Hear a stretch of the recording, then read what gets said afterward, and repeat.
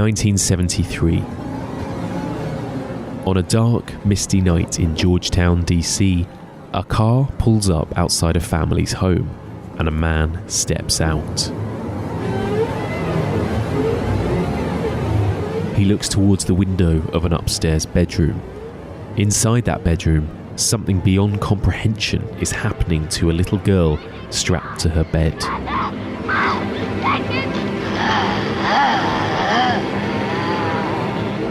Her mother couldn't help her. Doctors couldn't help her. Only this man can help her. Their one hope. Their only hope. The Exorcist. What an excellent day for an exorcism. Happy New Year and welcome back to the evolution of horror. My name is Mike and as ever, I am your host. If you're tuning in for the first time, then welcome. In this podcast, we explore and dissect the evolution and history of the horror genre by looking at particular subgenres one series at a time. This series, we're looking at the evolution of the occult in horror cinema, and this is part 10, in which, as the intro suggested, we are going to be discussing one of the most famous, most iconic, most beloved and most terrifying horror movies ever made, William Friedkin's The Exorcist. This will, of course, be a spoilerific episode. We will be discussing this movie in depth, which means if you haven't seen The Exorcist, what are you doing? Go away and watch it, then come back and listen to the discussion so you are not spoiled on the movie.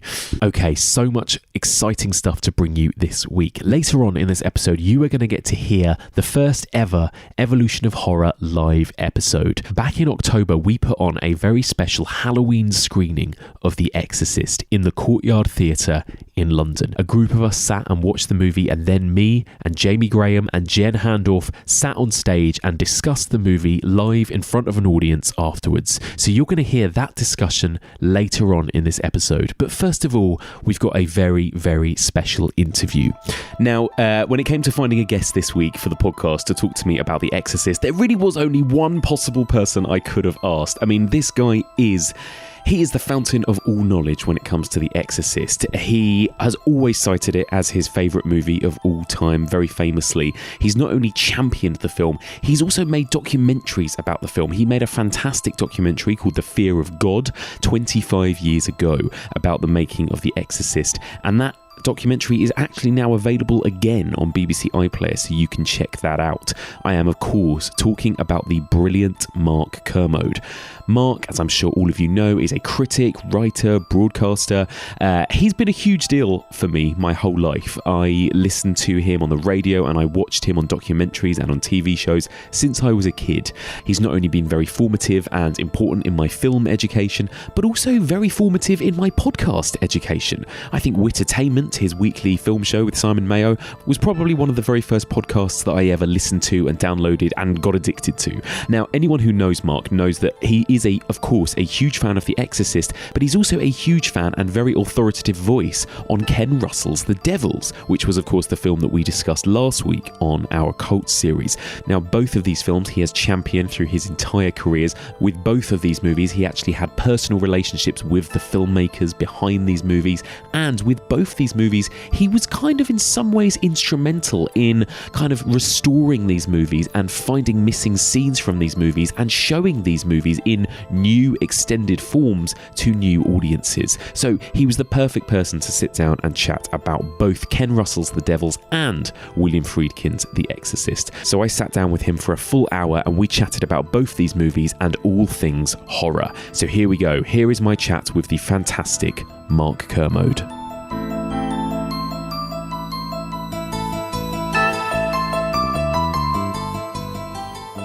Hello, Mark. Hello. Hello. Thank you so much for being here. Pleasure. So, first of all, I want to ask you, I mean, I grew up falling in love with the horror genre because of seeing things like a documentary that you hosted on Channel 4 about slashers, the history of the slasher, and all of that kind of thing.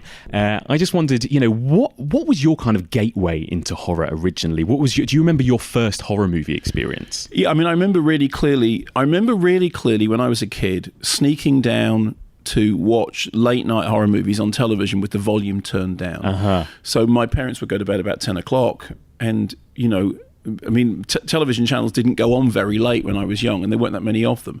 But on like Friday nights and things, they would often do like old Hammer films, and I had to watch them. We had a black and white television, and I had to watch them with the sound turned down because otherwise my parents would know I was doing it. So my initial sort of introduction was, I always knew I was interested in horror. I loved horror comics, and I was always interested in that stuff. And I watched loads and loads of kind of old reruns, but not being able to listen to the sound. And then when I was a kid, you had to get to school by going on the tube, and the tube trains used to have just movie posters. Now there's lots of different posters on tubes. But so if you went from like East Finchley to High Barnet, which was my journey to school, if you were going in like 1973, 1974, there'd be posters for The Devils, there'd be posters for The Exorcist, there'd be posters for It's Alive, there'd be posters for Shivers. And the posters were so iconic, they were so, and you'd see like 3 of them in a row. And so it was a combination of seeing old movies on the television and seeing posters for new movies, all of which were rated X, so I couldn't see them. And it's back when the X rating felt like something. In the days, I know this sounds stupid, but in the days before the internet and video, you couldn't see X-rated films if you were a child because you couldn't get into the cinema and so that whole kind of film maudit thing, the forbidden nature of it, really interested me. And then I remember at quite an early age, I had this very primal experience with the poster of The Exorcist, which scared the living daylights out of me. And then in 1974, every rail station and every newsagent had that paperback novel of The Exorcist with the picture on the front, that kind of distorted picture of a head that for ages and ages Shirley MacLaine insisted was a picture that Bill Blatty had taken of her daughter, which it isn't, incidentally. It's a Shirley MacLaine myth. Right. And that white band across the front that said, "See the movie, it'll be the most electrifying thing that ever happened to you." And that was it. I was sold. My head was completely turned by that. I also remember a couple of years earlier when The Devils came out, there was a poster for The Devils which had the image of Oliver Reed and then the image of the nuns in a circle, and then that phrase, "Hell holds no surprises for them." Yeah. Which is and I just thought, I'm terrified of this, but I love it. Yes. And it is interesting that to this day, those 2 films have stayed absolutely core to my love of horror. At least one of them isn't technically a horror movie. So The Devils... That's what I was going to ask you, actually. Do you consider The Devils to be a horror film? Yes, in the same way I consider The Exorcist to be a horror film, despite the fact that the makers of both those films will tell you that they're not horror films. But they are horrifying, and they fit into horror. And in fact, I programmed, Linda Ruth Williams and I, when we programmed the History of Horror season at the BFI South Bank back in whenever it was, 2004, when we showed the uncut Devils for the first time. In fact, the only proper time, when it had been reconstructed with all the missing footage before Warner's refused to let us release it. That was part of the History of Horror season. So the Ken Russell director's cut of The Devils, which is still unavailable because Warner's will not allow it to be released. Warner's in America, not Warner's in the UK, which is a masterpiece, which is still to this day suppressed by Warner's in America, unforgivably so. It played at the History of Horror season that Linda and I programmed, and Mike Bradsell finished editing it the day that we played it, and Ken came on stage. We did an introduction, we played the whole film. It got a standing ovation with all the stuff back in, with the Rape of Christ back in, with the bone at the end back in. And the BBFC were there, and the BBFC said, as far as we're concerned, we don't have an issue with it. And we were all ready to go. And then Warner's in America said, this is not going to ever be released. It's incredible, isn't it? So it's criminal. I guess it's testament to how much power that film still holds to this day, that it's clearly still so shocking and taboo and controversial in some way. The amazing thing about The Devils is, Ken was a friend of mine, but before he was a friend of mine, he was somebody whose work I loved, and so I was always starstruck by him, despite the fact he actually lived around the corner from us, and we ended up being, we knew each other socially. Mm-hmm. He was always Ken Russell, it was always, you'd go, it's Ken Russell. And he always had this thing about, when he was making Tommy is a film about false messiahs, false gods. Yeah. And he was very interested in religion and in false religion. And he always described The Devils as, he said, it is my most, indeed my only political film, because it is about the unholy marriage between church and state. It's a film about brainwashing. It is a film in which religion is used as a political tool to break down the walls of a city that is trying to be centralized by the government. Yeah. That is what it is about. I mean, the interesting thing about The Devils is there are no devils in it, other than the high-ups in power. And, you know, Ken was very clear that that's what it was about. He'd read the Huxley, he knew the Whiting play, and he was completely transfixed by the story. And when he read the Huxley, he said, you know, he saw it. As he read the story, he saw it in his mind, and he knew exactly what he wanted to do, and he knew exactly how he wanted to do it. And he was fired up by this story because he thought it was really important to tell this story about, you know, politics, which, if you look at what's happening in America today, is really relevant. Also, what's happening in America today is one of the reasons why we're not allowed to see Ken's cut of it. Because that's interesting. Ken's always said that Warner's hated the movie from the beginning. They wished they'd never made it. He told this story that, you know, they did the shoot, and I mean, it's interesting because The Devils and The Boyfriend were made kind of back to back. And The Devils is this fearsome movie that was a delight to make, but is terrifying to watch. And The Boyfriend is this movie that was really difficult to make, but is really light on its feet, you know. And of course, Twiggy is in The Devils. That's why that cameo appearance happens. And so Ken made the film in his own way. He had a very clear vision of it. He had got Jarman on board, Derek Jarman on board to do the sets. And this was like, you know, I think Jarman's first big break because, you know, he'd been to Jarman's apartment or his studio where Jarman had all these priests' garments made of see-through plastic that were like full of money. And he thought, okay, this guy's on the same page as me. And Jarman had done these incredible sets in which they created Loudon, but it looked like Metropolis. It was very Fritz Lang, you know. And so he made this kind of incredible looking movie. And he said that what happened was the first time he's described this story, he had two run-ins. One of them was with the BBFC and the other one was with Warner's. The BBFC, who at that point, you know, were very, very antsy about what could and couldn't be in. They saw the film and some of them thought, look, it's an important work, it's Ken Russell. Yes. And other members of the BBFC, I mean, there's a lot to be written about, a lot has been written about the censorship of it, and my partner Linda Ruth Williams, who's done a lot of work on Ken Russell, has gone through the files, and it is very, you know, all the letters backwards and forwards. But so the BBFC had their issues with it, but they were nothing compared to what the Americans, what Warner's thought. And Ken used to tell this story, that the first time the Americans saw his cut of the film, he said that they were like huffing and puffing, and he and Mike Bradsell said, oh look, let's just go around the pub, you know. So they went around the pub, and he said, and then afterwards they got called into the room with the Americans, and Ken told this story, which was, he said he got called into this room, and there was basically these gangsters behind a table, and he said, and the head gangster got up. And I mean, no name, no pack drill, because you know, I'm just telling you the story as Ken told it. So the head gangster got up and said, I have fucked every whore from here to Chicago, and I have never seen the likes of this disgusting filth. And Ken thought, okay, they didn't like it. You know? That is amazing. Oh my God. So then there was the whole thing that they arrived at the British version, in which the rape of Christ was taken out because, you know, Trevelyan basically said, you can't have that. And Ken, he said the whole sequence kind of came out in its entirety. But then there was the American version, which Mike Bradsell was sent to America to oversee the American recut. And then after the initial release of The Devils, the American recut became the version.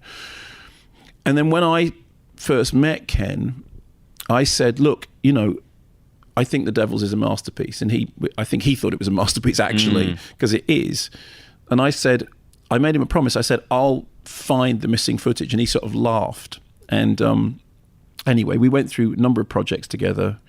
And I had some success with The Exorcist in being involved in locating. I mean, the Exorcist material was never missing; it was always in the vaults. It's just that they didn't know what to look for, and there was a lot of sort of toing and froing with what happened substantially to the cut scenes from The Exorcist, from The Devils, pardon me. And I remember we had Warner in the UK were great. They were really helpful. They've never been anything other than helpful. It's a very different culture. And they were very interested in, seeing whether we could find any of this stuff. And so I ended up making a documentary for Channel 4 called Hell on Earth. Yeah. In which was the only time that the Rape of Christ sequence has been broadcast. But what happened with it was, I was hassling a guy in there who was lovely, and I was saying, can you call this in, and can you call that in, and where do you think? And Ken had a memory. He said, I remember the Rape of Christ sequence coming out in its entirety, and it was a roll of film. He said, I remember it sitting by the side of the moviola, and then I don't know what happened to it. And then we'd been sort of chasing shipping logs, and it was like a sort of weird detective work. Finally, we came up with a tin of film that was registered on a shipping log that said C-Cut 91. And this didn't make any sense to me, and I thought maybe it was C-Cut 89. Anyway, I couldn't figure out what this was. And I said to them, look, could you call this in? They said, it's nothing. We know it's nothing. I said, well, look, if you call this roll of film in, and it isn't anything, I will leave you alone. And I was in mother care because we just had a child, and I got a call from the guy in Warner's, and he said, okay, he said I've got that tin in. He said, and I opened it, and he said two things. He said, firstly, it smelled of vinegar, so I've sent it to be washed, okay? And I said, right. And he said, secondly, there's a bunch of nuns and a bloody massive crucifix. And I said, and I called Ken, and I said, Ken, I'm in mother care, and I think we found the Rape of Christ. Now, it subsequently turned out that some parts of Warner's had probably known what it was for a while, because at some point, some years before, there had been some kind of restoration work done, and I, to this day, I can't figure out exactly whether they knew what was in it or not. Certainly, the Warner's in the UK didn't. And when we then went into Warner's, me, Ken, Mike Bradsell, Paul Joyce, and they had this, and it was basically real, and it was Mike Bradsell looked at it and said, I remember the edits, and physical edits. He'd made the physical edits, They had cut sequence, and I think it was cut sequence and negative. And we ran it through the moviola. It was two different assemblies of it. And we then got them telecinied, and Mike did an assembly of it as it should have been. But Mike was literally looking at the film saying, I remember physically editing that piece of film. Wow. It had his edits on it, and he hadn't seen it since the day. So whatever its journey had been. Yeah. And I know that Ken's feeling was that they tried to lose it. Yes. That they deliberately tried to lose it. Yeah. So then we got it all back together. It all got telecinied. We got the best version of the long version of the film that existed, which they had done. Mike assembled it together. He used some of Peter Maxwell Davis's score that he repeated to make it run under the thing, and we ran it at the BFI South Bank, and it was amazing. And Ken said it's like seeing it whole. Yes. He said I always felt it was damaged because there was this thing missing in the middle of it, which is what he says in the documentary. That what he felt was that sequence, that insane sequence, what it did was it demonstrated, because the whole point about it is the Rape of Christ sequence happens after the illusion has been kind of shown. Yes. When they open the box and there's nothing in it. Yes. So, and then they go into this kind of frenzy to demonstrate that it's real, and the frenzy then involves tearing down this, massive, and it's blasphemous. But the whole point about it is, the film isn't blasphemous, but it's a depiction of an act of blasphemy. And Ken always said it's the central thing in which you realise that all of this is nothing to do with religion. Yeah. It's to do with the opposite of religion. And of course, it's sensational in as much as it's an overwhelming sensation watching that scene. And actually, I think it's a credit to the Devils that it works without it.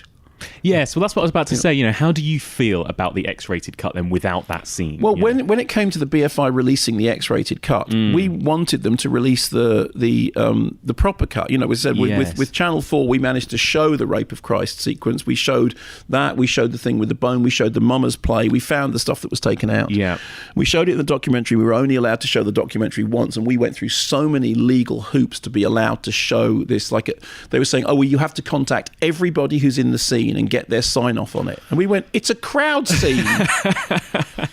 So we ended up, Paul Joyce, who was the guy who directed the documentary Hell on Earth, we ended up taking out an advert in stage saying, were you in The Devils? If so, please contact, because we had to show due process. I mean, we went through so many hoops to be able to show it once. Because once it had been on Channel 4, some chancer took the Channel 4 cut, took an old version of the film and edited in the Channel 4 footage into what they then illegally released as a pirate of the... Right. In which the ratios change and everything's wrong. And I was saying to Warner, look, it's out in the world in a rubbish version, okay? Mm-hmm. Can we just have it out in the world in our version? No. They'd found a letter from the early 1970s from somebody very high up in the studio. It said, we see the light of day over my dead body. And we said, it's fine, he's dead. But by that point, we were in a period in which religious Puritanism was starting to be on the rise again, in which corporate entities didn't want to do anything that might annoy the religious right. And there are all these suggestions like, well, look, a different company released the X-rated version of Natural Born Killers. Yeah. Why can't we do that? Well, actually, it's because Natural Born Killers was made independently then distributed by Warner's. So that's why the Natural Born Killers unrated version was released by a different company. But Warner's had made The Devils. And so, Ken had done this thing. He had created this thorn in their side that I honestly say this, the UK Warners were brilliant. In America, they wish he'd never done it. And they never forgave him for it. And to this day, it's a film which has so much power. And what's incredible is they don't quite understand why it's powerful. It's not powerful because of nudity or because of, because it's powerful because it's ideas. It's like that brilliant line in Videodrome, the David Cronenberg film, in which she says, Max, they have a philosophy. That's what makes them dangerous. You remember when she's saying you don't want to go near this because they have a philosophy. And that's actually what makes The Devils dangerous, because it has a philosophy. It is a political film, and it's a political film with everything that's going on in America now that is even more potent than it was before.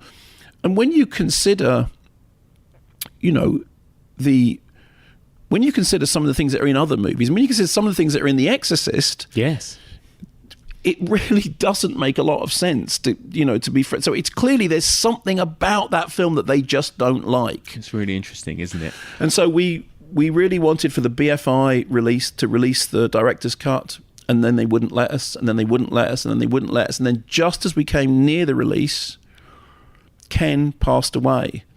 And there was a moment when we said, look, as a tribute to Ken, he wanted this release. This is what he wanted. And there was a glimmer of sunlight, and then it went away. And so to this day, all these years later, I'll say this, I'm sorry I sound like a politician, the director's cut of The Devils is still unavailable. So one of the most important British films of the 1970s, probably of the post-war period, has been suppressed by an American company, and it is obscene. It is obscene. And there is obviously a version, because the one that you showed in the BFI South back in 2004. So does that mean that potentially that could still be shown to audiences I know that's obviously just very London-centric. There have been some festival screenings, but they are very difficult to arrange. When Ken was here, it was easier because with the director was in attendance, it was easier. Right. I did a screening of The Devils, the X-rated cut of The Devils, at the Cinema Museum, in which Warner in America tried to prevent me showing the X-rated cut. I mean, it was absurd. Yeah. Literally, we had to end up, saying, this version is released on DVD. It's available. Anyone can get it. So, I mean, it's astonishing. I have never seen a company tie themselves up in such knots to prevent something that they own being seen. I just think it's disgraceful. I think they should take a long, hard look at themselves. And I think that, it is a work of art. It doesn't matter whether you like it or not. It is a work of art by one of the most important British filmmakers of the post-war period. And it is really offensive that it is not available in the full director's cut as the director intended it. And everyone who worked on that movie when we did the documentary said the same thing. They all said, we were really proud of it. We were really, really proud of what we did. It's a stunning piece of work, isn't it? And like you say, the incredible visuals, the Derek Jarman production design and everything else. And it is funny because tonally, there are moments when it can go quite almost campy at times. Oh, it's funny. No, there's humour in it. I mean, the Bye Bye Blackbird stuff is a black joke. It's a really sort of it's a really dark comic moment. Yes, I wonder if that makes it in some ways even more of an uncomfortable watch, as opposed to something like The Exorcist, which plays it quite straight, doesn't it, in terms of good versus evil. I mean, The Exorcist is interesting because it's not funny. Yes, it's written by William Peter Blatty, who was a comedy screenwriter and had done A Shot in the Dark and came from comedy, and there are moments of comic dialogue in The Exorcist in which characters in the film joke with each other. So Kinderman and Karras, I lied, you look like Salminio. Yes. All that stuff, you had you going to the cinema, what's playing? I've seen it. Right, yeah. All that stuff, that's characters sharing a joke within a film that isn't funny. Yes. The Devils is a film that plays with humour. Yeah. That has, even during the torture sequences, there are moments of absurdist humour because and that's what makes it so potent. Is it will go from that to, the thing about the exorcism of Sister Jean resembling a rape in a public toilet, which is how that whole scene was designed. I remember interviewing Vanessa Redgrave for the documentary and her saying that she had envisaged the character as a broken icon, and the way that she plays it, that's exactly what it's like. And she had great sympathy for her. She saw that character as a broken character, and you can feel it. But there is still humour in there. I mean, even that bit at the end, where now, which we kind of added the end thing to, which is souvenir. When he throws it, and that's a funny line because absolutely. It's horrible. Yeah. Souvenir. Yeah, and it makes it all the more powerful, I think. How important is it that Ken himself was a religious person of faith making this film? Ken had a wonderful relationship to religion, which was that he once used this phrase. He said, "I'm good with God," and he would tell this story. I mean, Ken was a great storyteller. Did you ever meet him? No. It was, honestly, an hour in Ken's company was like a week in anyone else's company. He was a force of nature. Yeah. And he could be infuriating and he could be funny, but he would tell this story about his conversion to Catholicism, which he said was the point in which his career really started. He was looking for meaning, and he started talking to Catholics and to priests, and somebody said, look, maybe this is a way for you to go. And so he studied Catholicism, and he decided that he was going to, to become Catholic. And he said, on the night before he was, taking whatever it is that you take. I'm not Catholic. I was brought up Protestant. He said, on the night before, his priest said to him, "Okay, do you have any questions?" And Ken said, "Yeah, I have got one." He said, "I don't know that I believe any of this." And he said, and the priest said, "Join the club." So I did. Wow. And that was his phrase. And I thought that encapsulated Ken's attitude to religion, was that he believed and questioned at the same time. And he told this story. I think it's in one of the versions of Fear of God. He said, I'm good with God. He loved kitsch, and he loved iconography, and religion, and considering religion had been a big part of his philosophical life. I mean, when you look at Altered States, the fact that William Hurt has those images of himself on the cross with the goat's head and all the rest of it, and that stuff is kind of, I know it's from the story, but it's kind of ripped from Ken's psyche. But he always had a very positive view of it. What he said was that he converted and a light went on. And he said, and that was when his career for him began. For him, it was the thing that unleashed his creativity. Amelia and the Angel and all that stuff. It sparked his creativity. He was always, and he was very good friends with, Gene Phillips and, all these people who were very sort of high up in the Catholic Church, and because he took the subject seriously, but also playfully. Like I said, he believed and questioned at the same time. How did the Catholic Church in general sort of feel about the film, The Devils? Well, I mean, he was taken seriously by in the documentary. We had the guy who was then head of the Catholic Ratings Board saying it is not talking about the rape of Christ, saying it is not blasphemous. It depicts blasphemy, but it is not blasphemous. Mm-hmm. And he then actually contrasted that specifically with the crucifix scene in The Exorcist. He said, as far as I'm concerned, that's blasphemous. Huh. So he was a great supporter of Ken's. We interviewed Father Peter Malone, who's very high up in kind of still in film criticism within the Catholic Church, who offered a very staunch defence of the devils. We specifically wanted to get people who had the authority to speak. Spokespeople for the Catholic churches, and they really took the film seriously. Yeah, I think there was no doubt that they knew that Ken was an agent provocateur, but they also knew that he took it seriously, and he knew what he was doing. And as I said, Father Peter Malone was very, very clear that the film, in its intacto form, was not blasphemous. It was about blasphemy. It's really interesting as well. These two movies in particular, The Devils and The Exorcist, are two movies. I mean, you said yourself you saw posters for them. You were sort of... I saw them together. The first time I saw them, I saw them in a double bill. I saw them at the Phoenix in East Finchley, and The Devils was first, and The Exorcist was second. Wow. And that was the night that my mind was officially blown. Look, your daughter doesn't say she's a demon. She says she's the devil himself. I'm telling you that thing upstairs isn't my daughter. Now, I want you to tell me that you know for a fact that there's nothing wrong with my daughter except in her mind. You tell me you know for a fact that an exorcism wouldn't do any good. You tell me that!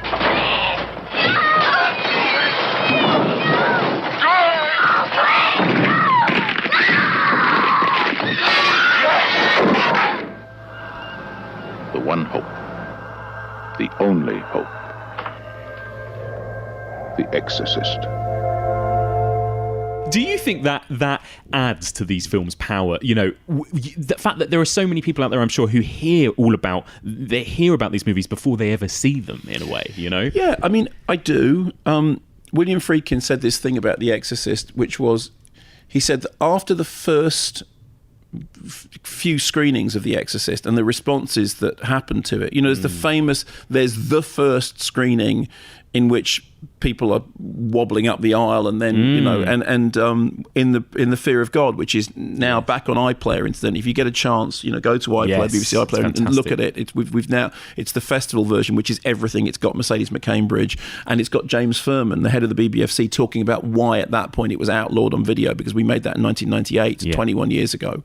And it's got everyone in it. And one of the people that we spoke to was Joe Hyams, the publicist, who said about that first screening that he said the executives was just stunned. And he said, it's in the documentary, he said there was even a line of thought which was, let's just not release the film. Yeah. Let's just not release the film.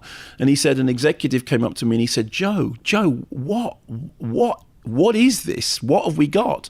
And Joe Hyams said, I don't know, but what I can tell you is there's 300 people out in the parking lot who aren't going home. Yeah. And they're all in the parking lot talking about it.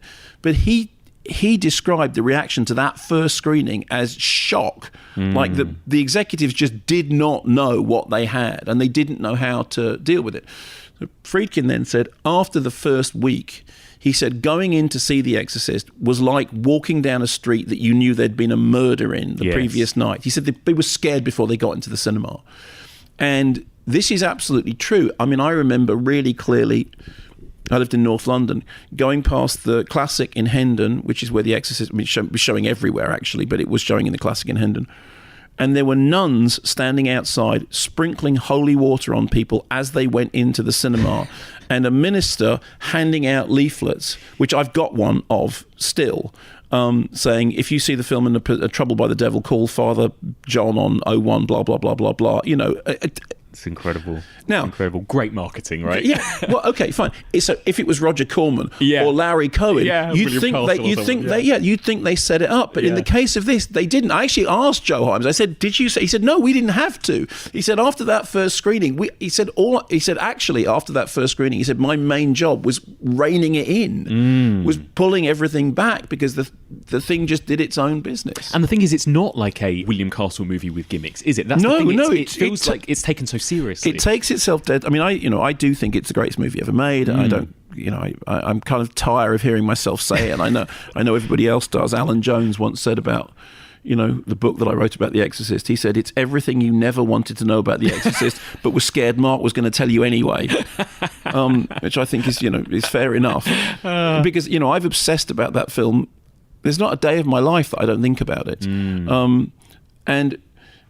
So I think in a number of ways, it is, from my point of view, the greatest movie ever made. Not the greatest horror movie, but the greatest movie. But one of the reasons is that it has even with all the what now look like very over-the-top special effects. Yes. Even with all that, it has a really weird verisimilitude that makes you think that you're watching something that's actually happening. So, for example, for me, the scariest part of that film is actually up to the moment in which Reagan effectively ceases to be Reagan and becomes the demonic character. Yeah. And it's actually the same is true of the novel as well. And when the novel, when you have the sections, which is, the beginning, the edge, the abyss, and let my cry come unto thee, there is a moment after the crucifix sequence that the tone of the film, the tone of it changes somewhat because Reagan has then become completely possessed, and by now we're not dealing with a little girl we're dealing with Pazuzu effectively. Yes. So all the stuff that really terrifies me is the stuff leading up to that, because after that it becomes a battle between good and evil, but before that it's the terror. It's about the terror of the mother. The scene that William Peter Blatty always wanted in the film that Friedkin took out, that he finally put back in again in the version you've never seen, after we'd found the missing footage and we'd used it in The Fear of God, because The Fear of God was the first time anyone'd seen the spider walk. It was the first time anyone had seen the conversation on the stairs. It was the first time anyone had seen the original ending, all that stuff. Is the conversation on the stairs, which is a brief break in the exorcism, in which Karis says, "Why this girl? It makes no sense." Why this girl? Doesn't make sense. I think the point is to make us despair. To see ourselves as animal and ugly. And there were longer and shorter versions of that scene. And then when the film finally came out in 1973, it was out completely. And the longer version of that soliloquy, that answer, is it's not her, it's us, it's everyone else in the house. And that's the key to The Exorcist. It's not about Reagan. It's about Reagan's mother. It's about Karis. It's about Merrin. It's about Kinderman. It's about everyone else. And so the target, and it's one of the reasons when you look at the film, an awful lot of the horror of that film plays out in reaction shots. Yes. So Chris will run up the stairs, down the corridor, and then the door will open, and then you'll see her face. Yeah. Okay, and so much of The Exorcist is to do with the reaction. Yes. When she's with the doctors, and the first sort of major transformation happens, and there's a shot from behind in which you see them backing away in terror. It's about the distress. I mean, the most distressing sequence in the film is when Chris goes to find Karis, and she's in pieces, and she's begging him to do something because she's falling apart. Could you see her? Yes, I could. I could see her as a psychiatrist, but I can't see her. Oh, not a psychiatrist. She needs a priest. She's already seen every fucking psychiatrist in the world, and they sent me to you. Now you're going to send me back to them? Jesus Christ, won't somebody help me? No, you don't understand. Your daughter... God, could you help her? Just help her! And it's what, Blatty always said was the sort of the lovely irony at the centre of The Exorcist is that Chris, who is an atheist, goes to a priest who is a Catholic, and Chris believes that she's possessed, and the Catholic priest doesn't. It's the skeptic, yeah. It's so that's a beautiful. It's a really, really beautiful thing. Yes. And all the stuff with the pain of Father Karras when he goes to visit his mother. You know, your uncle passed by to see me. Oh yeah, went last month. And in that tiny phrase is it's been a month since somebody passed by to see her. And that, you know, the reason that when he slips into sleep and then there's the famous dream with the mother coming out of the train station and waving, all of which is in the novel, incidentally. I find the scariest moment in the film, actually. Yeah, well, of course, that's where you have the Eileen Dietz face. Yes. You know, which is that's where that kind of what's referred to as a subliminal. I mean, as Friedkin said, it's kind of not really subliminal because you can see it, although we can see it better now because we know what it is. When you could only see the film moving at 24 frames a second, and you couldn't stop it and rewind it on video. Did I see that? You had to go and see the whole film again for 2 frames. Yes. You know, and it's such an alarming image. Yeah. You know, I ended up putting it on the front cover of my book, which kind of blew the suspense somewhat. But that dream sequence, that him calling to his mother, and she comes out of the subway and she can't hear him, and then she turns and then she goes back down again. And a lot of The Exorcist is staircases. There's a lot of going up staircases and going down, ascending and descending. You know, he goes, you know, comes down into the bowels of the subway. She comes up them and then she goes back down again. He falls down a flight of stairs. Chris goes up. There's a lot of staircases in The Exorcist for a reason. And the conversation about why this girl, it makes no point, takes place on a staircase. I mean, this is not, you know, you don't have to be a literary professor to see this stuff.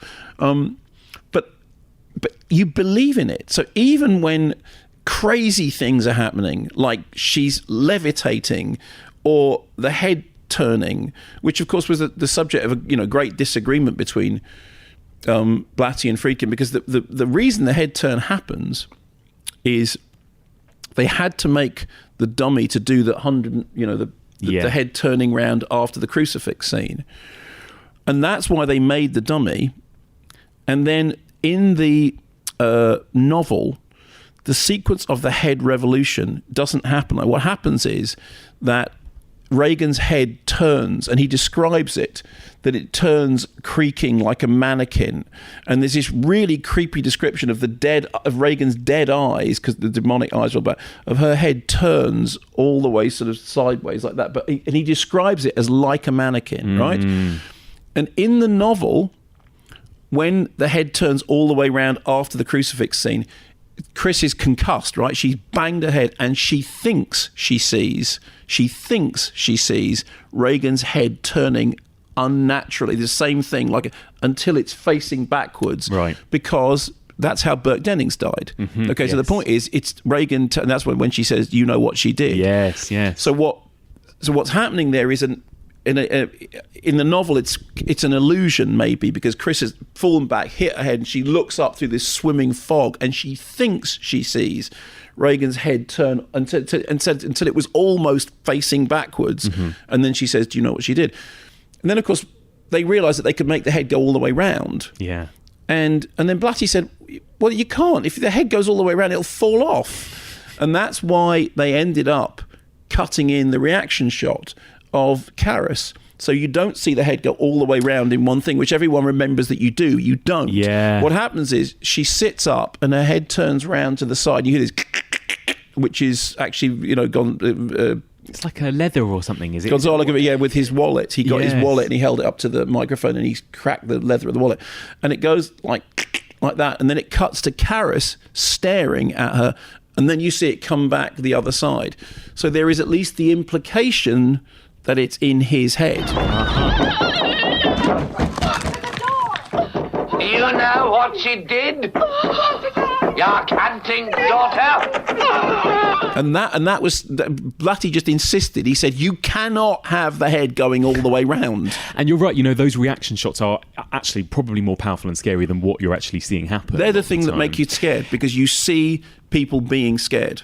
We hosted a little public screening of it in London on Halloween for this podcast, and what I found interesting, we talked about afterwards, is that there was laughter in the film, particularly in some of those moments. Now, do you think does that bother you? Or do you think that's people do laugh when they're scared, I suppose. Yeah. But I was wondering, is that maybe also because now the film has become so kind of ingrained in popular culture? People laughed at the "Your mother sucks cocks in hell" line, and is it because they kind of have seen that parodied and spoofed so much as well? I think it is. I mean, I remember seeing Beetlejuice, and that line in Beetlejuice, when he says, "I've seen The Exorcist 100 times, and it just gets funnier." Yeah. Which is the way of him demonstrating, how evil he is. Once anything passes into iconography, it becomes, and The Exorcist is so widely parodied. Yes. People who haven't seen it have seen it because they know, it's a fair thing, blah blah blah, and they know they know the lines, and so in an almost Rocky Horror way, and so. But the film is 40 something years, however old it is, however many years it is, 25 years when we did the things for years, so it's now, in terms of movie history, part of ancient history. Yeah.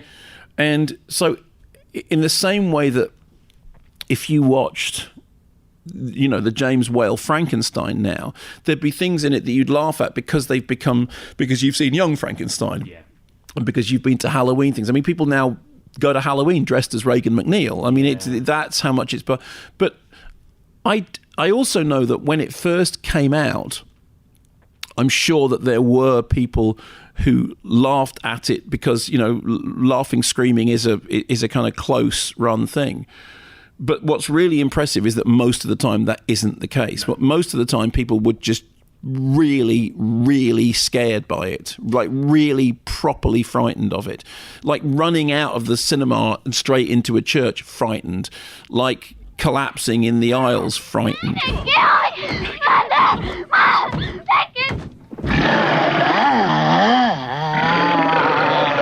I mean, it became a kind of mass hysteria, which incidentally ties it into the Devils, which what weirdly kind of makes them a strange double bill, even though they're about totally different things. In the Devils, there are no devils. In The Exorcist, there is a demon. Do you think that movies now still have the power to do that to an audience, or is that kind of, are we all too jaded and too aware now, of tropes of movies? Look, I hesitate to ever say it used to be one thing and now it isn't, because that does sound to me like Martin Scorsese saying that Marvel films aren't films. Yes. Or your dad saying, "Was that not music? Yeah. What's the I can't hear the words." So no, I think movies are an evolving thing, and I have still seen movies which have completely creeped me out. I mean, I know it's a while back now, but I remember seeing Martyrs and thinking, I'm really glad I saw Martyrs from beginning to end, because I was so close to walking out.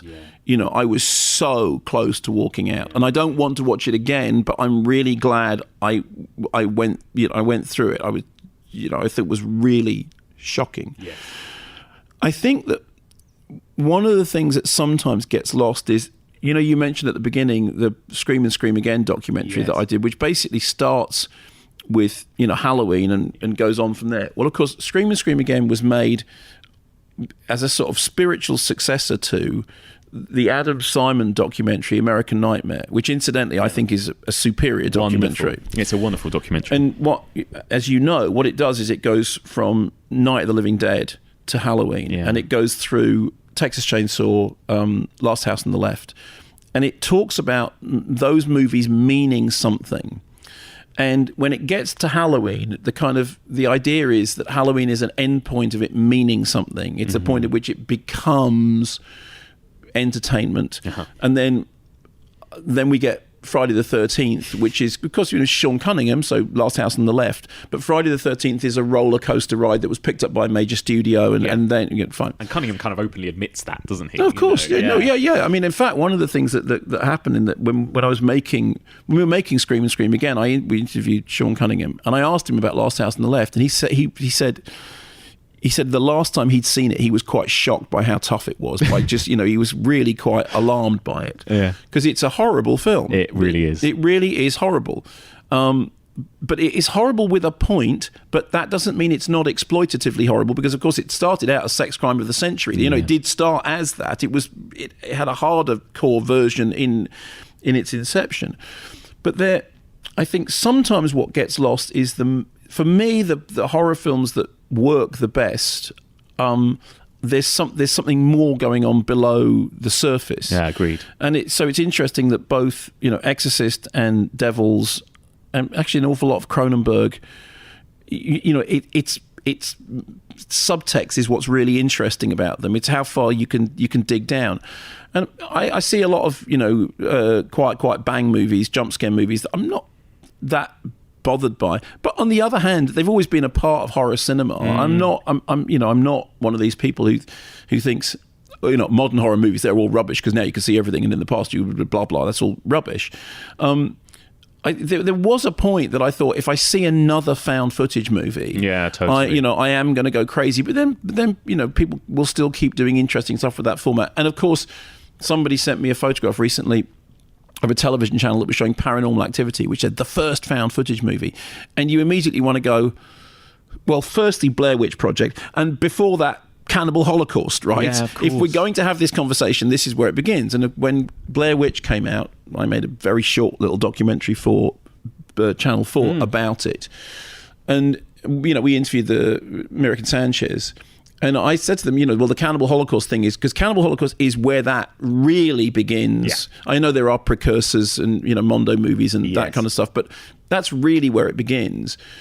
And what they said, and of course, then there's that other thing, the last movie, which is kind of that, you know, that weird sort of widget in the middle. But what I said to them, you know, and they said, well, the weird thing is we didn't know Cannibal Holocaust until we'd made Blair Witch. And then we looked at Blair Witch and we looked at Cannibal Holocaust and went, oh, yes, that is where it comes from. And again, I mean, Cannibal Holocaust is a horrible film. Really, I mean, it's a horrible film. Hard to watch. But it historically, in terms of the evolution of horror, that's really where that goes back to, you know. Yeah, no, it's so true. Do you think that, you know, going back to the idea of kind of expectations and hype around horror movies, can that go in the opposite direction? Because I'd love to just ask you briefly about Hereditary. And I remember that you weren't as keen on Hereditary. No. And I remember, you know, and I think this was a problem, that the marketing posted, you know, all over it, this is the new The Exorcist, or this generation's The Exorcist. And of course, it's nothing like The Exorcist. Did that kind of affect your experience of watching it, do you think? Well, I have been accused multiply of having problems with Hereditary because it was called This Generation of The Exorcist. Yes. And I want to be absolutely clear about this. My problem with Hereditary is not that it was called This Generation's The Exorcist, which incidentally it isn't, because calling anything This Generation's The Exorcist is just silly. Yeah. My problem with Hereditary, and I think this is then held out by Midsommar, is Hereditary is brilliant in its first act.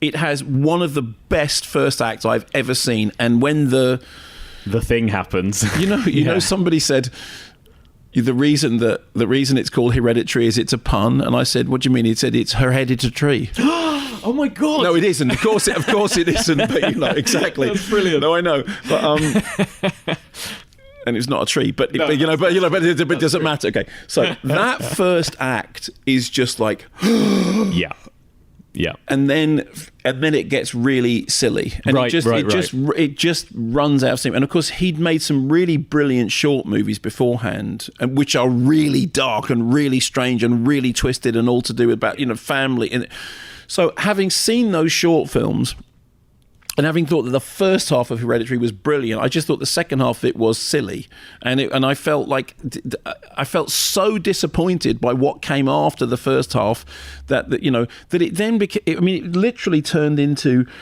you know, Rosemary's Baby levels of you know, plot pointing. Oh, that Matt's interesting. I've seen one lot. Really? Have you? What? Seriously? And you know, the catching fire, all that stuff. Right. Yeah. But then Midsommar.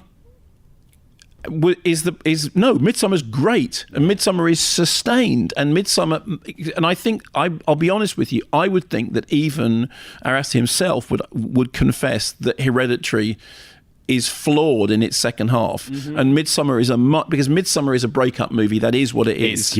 It's the ultimate breakup. The ultimate breakup movie, and it makes sense in and of itself. Yeah. and Hereditary doesn't. Yeah. Hereditary is a very, very good first half and a very disappointing second half. Do you know what? I was almost grateful for it in the last act of Hereditary, though, because I found the bulk of it so unbelievably frightening and oppressive. Yeah. It's almost like this cathartic release where I go, okay, fine, we're in kind of campy horror now, you know. And it's really funny. And I spoke to some friends afterwards, and they were like, "Yeah, I almost needed that," you know. So it is. Well, I mean, the interesting comparison is The Witch, or The Vavitch as it was written, which doesn't. I mean, the Witch is one of the creepiest things. Absolutely. And you know, somebody said, "Well, what about the thing at the end?" I don't care, because the thing at the end I found even more, because for a start, you don't know whether the thing at the end is actually happening or not. If it is happening, it's really creepy. If it isn't happening, it's really creepy. And that movie was a sustained, in the way that Hereditary wasn't, in the way that Hereditary lost its nerve. Yeah, there are certain movies like The Witch, and I find personally the same with Stanley Kubrick's The Shining as well, where I'm going, why is it that I am so scared by a wallpaper in a corridor, or why am I so scared by just shots of trees in The Witch or whatever? There's something kind of on a subconscious level. Almost with and The Witch like is like that. 166, isn't it? And so there is that whole thing about you're looking up all the time. You're looking up at the trees, and it's the action is happening like in the bottom third of the frame. Yes. And no, I think The Witch is just brilliant, because it's so immersive, and you feel so suffocated by it, and it doesn't do the thing that Hereditary does, which is go, okay, well, anyway, turns out, this and that. Amazing. In the last couple of minutes, Mark, I just want to ask you a couple of quick fire questions, your opinions on things. Okay. We cover different subgenres within this podcast, and there's a few that we've covered already. I'd love to ask you, first of all, slashers. What's your favourite slasher, if you had to pick one? Wow. Well, I mean, this sounds like a really stupid thing to say, but I do think that Scream is brilliant. And the reason, I mean, Wes Craven's New Nightmare is actually the place where it all begins, and is that I would say is. But the question is whether would I call Wes Craven's New Nightmare a slasher film? Yeah. But I remember seeing Scream and thinking, this is so funny, and you know, and so. And so when you think slasher, you don't think of like, you know, Dario Argento, slasher to me sort of suggests, you know, slightly more frivolous. Agreed. So I would say in that case it would be Scream. I know it's a really, really obvious choice. No, you're right. You're totally right. Because I think of, you know, of Bava and Argento and everyone else in a kind of in a different league, you know. So I would say Scream. It's interesting that you mentioned that Halloween kind of being like the end point of that kind of American Nightmare phase, and I almost think of Scream as well as this end. I kind of thought after Scream, what more can be done with a slasher? It's like that is it, isn't and then it? of course what they did was Scary Movie. And I remember I interviewed Wes Craven many times when we were doing the Scream and Scream Again documentary, and I asked him about Scary Movie, and he said when I first saw it, I was a bit hurt, and then I just thought, wow, this town moves really fast, because that was Scary Movie was the snake eating its tail. Yes. You know, it's like, the whole point about Scream is everything that you're trying to make fun of is it's doing it, or it's like, it's very sad. Yeah, it's like comedians doing impressions of comedians. Exactly. Why is that clever? Exactly. Favorite ghost or haunted house movie? Oh, well, probably the original Haunting. Yes. Which we talked quite a lot about in Secrets of Cinema. Yes. And I think that, I love that novel anyway, and I love, because you know that essentially The Shining is The Haunting of Hill House. Yeah.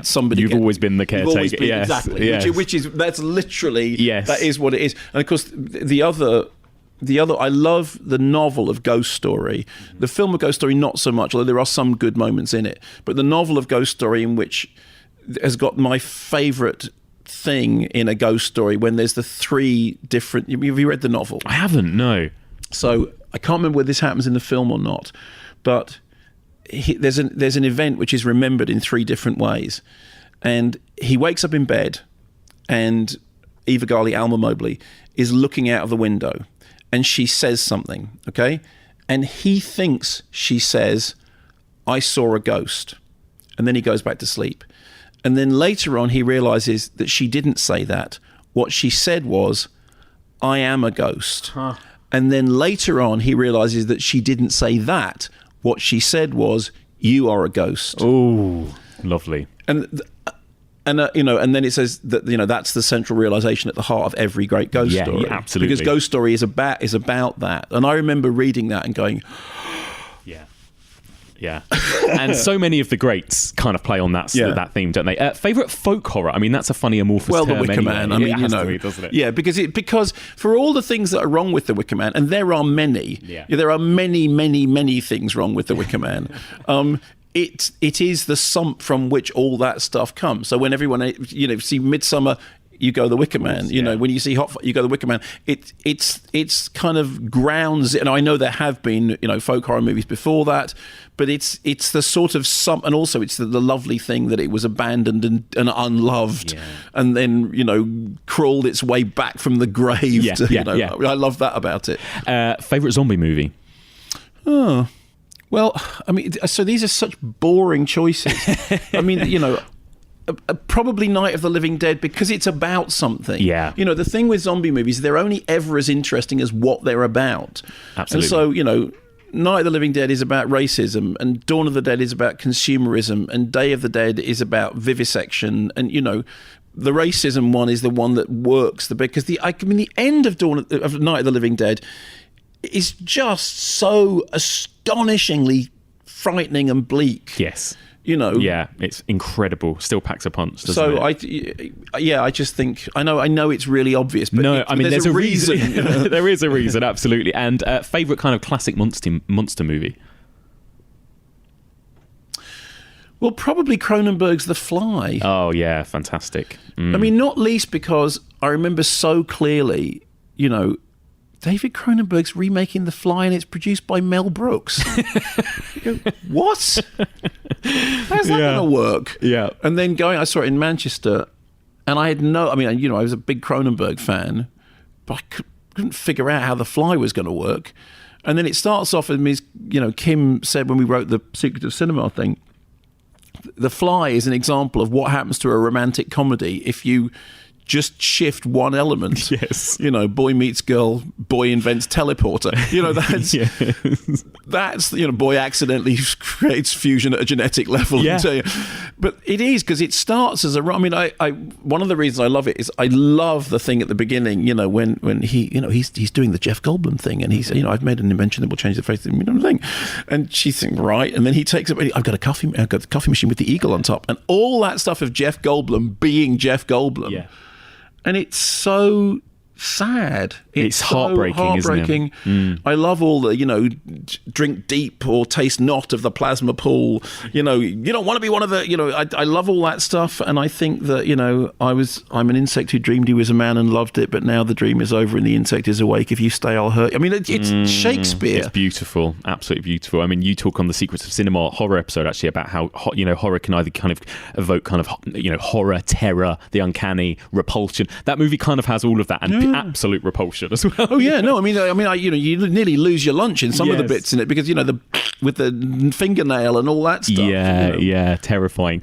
Mark, thank you so much. My final question for you then, just for anyone out there maybe listening to this who has still not seen The Exorcist, I want to ask you, where would you recommend they start? The director's cut, the original? What is the best way to sort of introduce yourself to The Exorcist?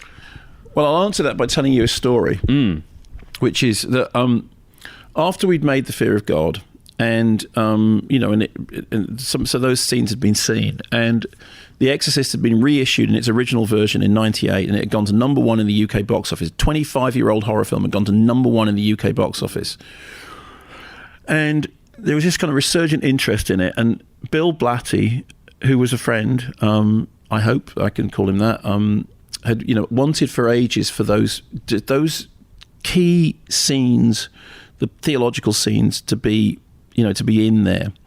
And the spider walk was kind of an added bonus. It wasn't really, I was just talking to Rebecca Ferguson, who said that she thought that was the scariest thing in the movie. Right, interesting. And when we showed it in The Fear of God, which is in a very early assembly of it, I know people found it creepy. Anyway, I was in after Bill Blatty and William Friedkin William Friedkin had agreed to do the recut, and so he put in the first doctor's examination, which Bill had always bothered Bill that it wasn't there, because he said it's the carpentry of the story doesn't work. She says, it's like the doctor said, honey, you got to keep taking the pills. And you think, when did she get sick? And I said, Bill, it never bothered me. I just kind of figured it didn't matter. So anyway, so the first doctor's examination went back in again, and the conversation on the stairs went back in, and the version of the end went back in again. We couldn't find the soundtrack for them walking across the street, so it ends earlier than it should do. And then the spider walk went back in again. And I was in America doing something, and William Friedkin arranged for me to see it in Warner's, in the Jack Warner Theatre. And so after having written about this and dreamed about it for so long, I went and I sat in the Jack Warner Theatre and on my own, and I saw this perfect projection of the complete version that I had written about. I mean, bear in mind, I've been writing about this since the 90s. The early 90s, in fact. And I had said I'd ended up in the last line of the BFI book was the idea that there was a better version of this is almost beyond comprehension, which is quoting the tagline of the thing. And I saw it, and I was, I loved it. I loved the fact that it existed. I loved the fact that it existed. And then I got in a car and I drove to Santa Barbara. And when I got to Santa Barbara, which is where Bill Blatty lived, Bill was outside with a phone in his hand, and I said, "What is it?" He said, "It's Billy," and I said, "Okay," and he gave me the phone, and Billy said, "Well, and before you answer, it's partly your fault." That's, oh my God. So bearing that in mind, I'd say the director's cut, not the director's cut, the writer's cut. I mean, they're both director's cuts. Yes. I like this. I like the softening element of the dialogue scenes being back in there. Yeah. However, that said, in terms of brutal, visceral, run you over, the original version does the job probably more efficiently, because what the longer version does is allow it to breathe. Yeah. And sometimes you don't want to breathe.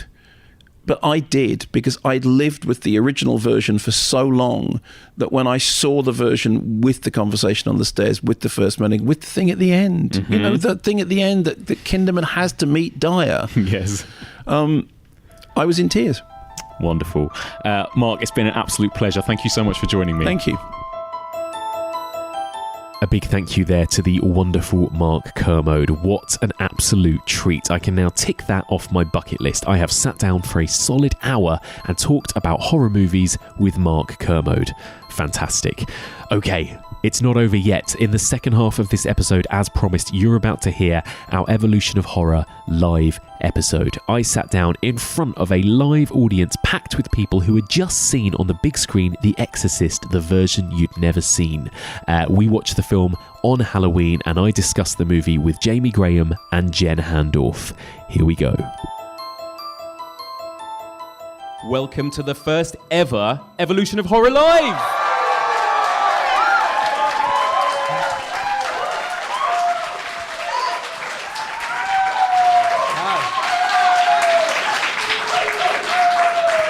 Amazing. That was amazing. Okay, thank you very much. Jen and Jamie, hello. Hello. Hello. How have you been?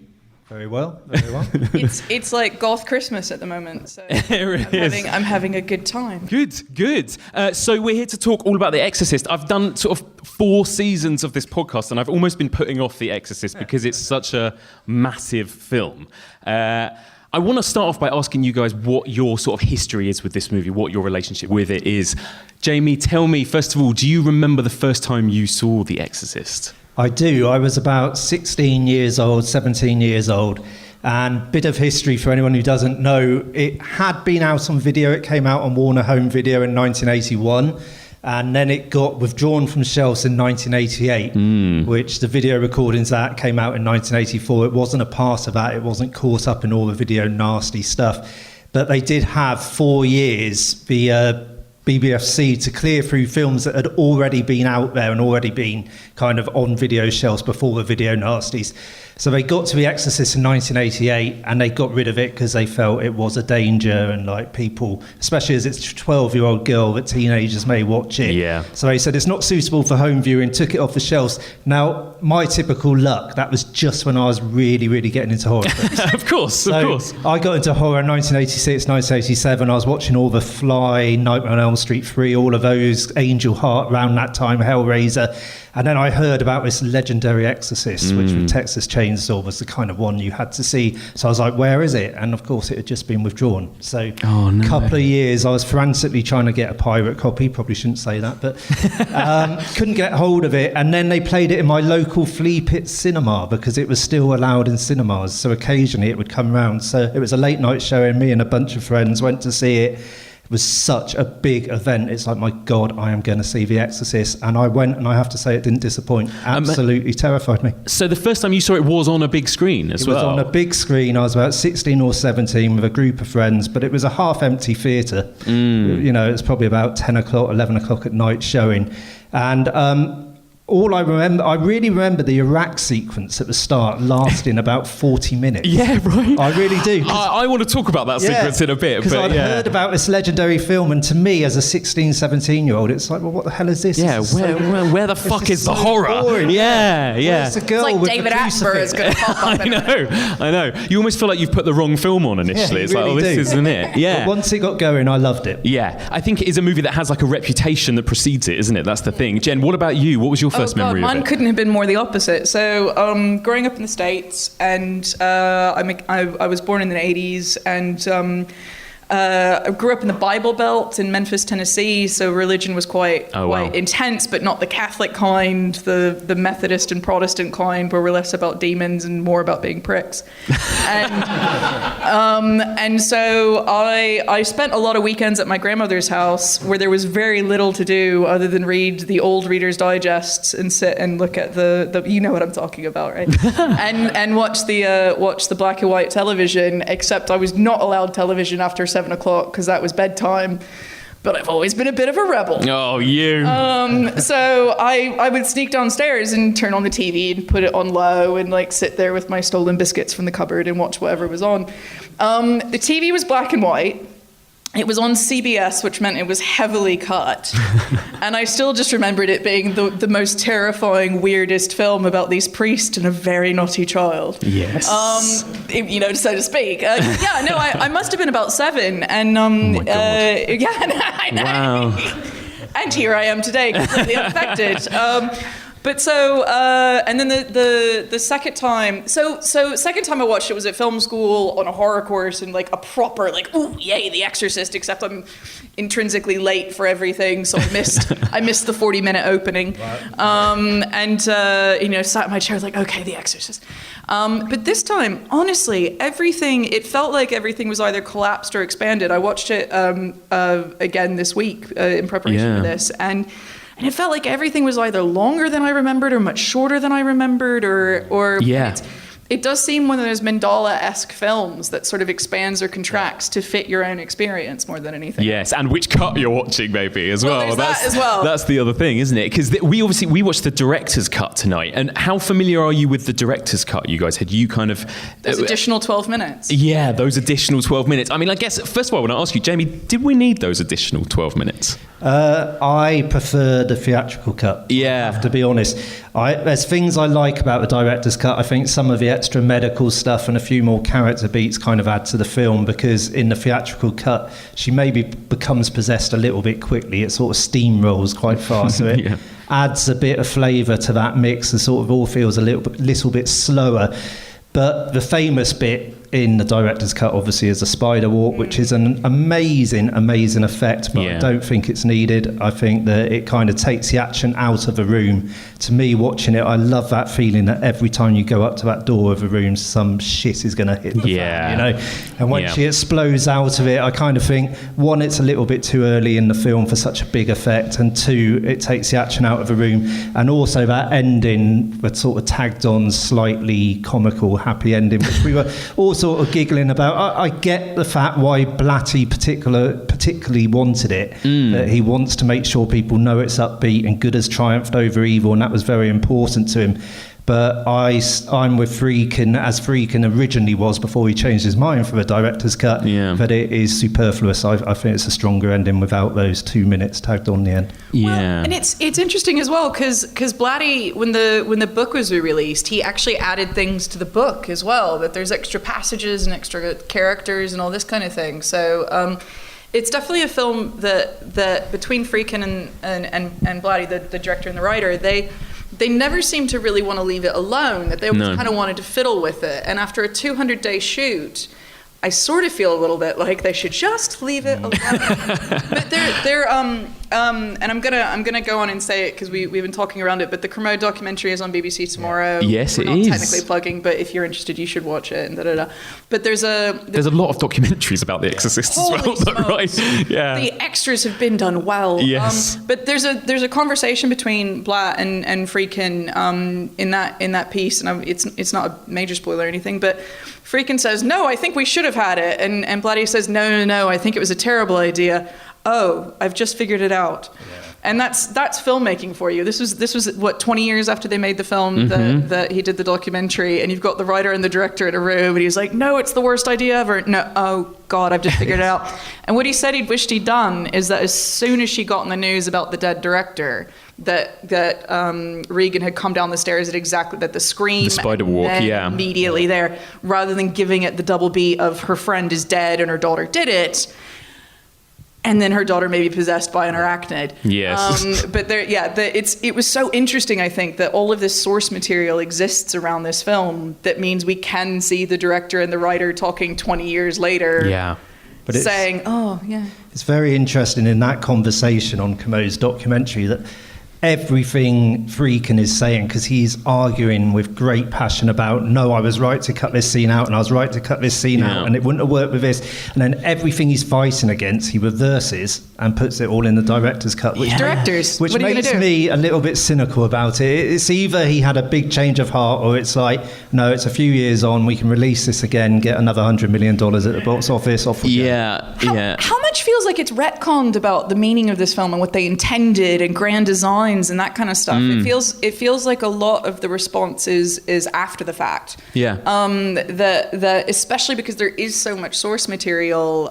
There's behind the scenes that was filmed on set, as well as a couple of documentaries that were done after the fact. It does begin to feel a little bit like, oh, we made a thing. Yeah, that's what I meant to do all along. That's definitely how I intended it to be. That's how it works, isn't it? Really? But actually, it is, like you said at the beginning, Jen, it is one of those movies where you kind of, when you rewatch it, you go, oh, was this scene actually that long? Or was that... And it does always feel like a different experience every time. And I think I had a similar experience to you guys when I first watched it. I was quite young. And actually, I think because I'd heard so much about how terrifying and gross and evil this film was, I was kind of like, okay, where's the scary stuff kind of thing at the time? I think it is a movie that creeps up on you, though. The more times you watch it, the more you start to... It's kind of insidious sort of horror, isn't it? But what about that first sort of 15, 20 minutes in Iraq? I mean, do we need that? I think you do. I mean, I've reversed on my 16-year-old self, and I now absolutely love it. I think it's vital to the film for several reasons. One, visually, just the fact that it's so bright, and then obviously as the film goes on, you go into darkness. Yeah. Two, I think it really shows you the power of the demon, that, you know, it's not just in Georgetown, Washington. You know, you have this sequence before where you know there's some really eerie stuff going on, and the power of Zuzu. And then the main thing about it for me is just the fact that it also feels almost like an old school horror film, that you start off in an exotic locale and you could be watching The Mummy or something. Yeah. And then, of course, the whole point of The Exorcist is it's one of the first horror movies where it takes the horror home into America, into a 12-year-old girl's bedroom in an ordinary house on an ordinary street. So I love that kind of juxtaposition, that you start off exotic and then, no, the film is actually over here. So I think it really works. I love it. Yeah. What about you, Jen? I 100% agree for exactly the same reasons. The scale, the fact that you get the scale of the world.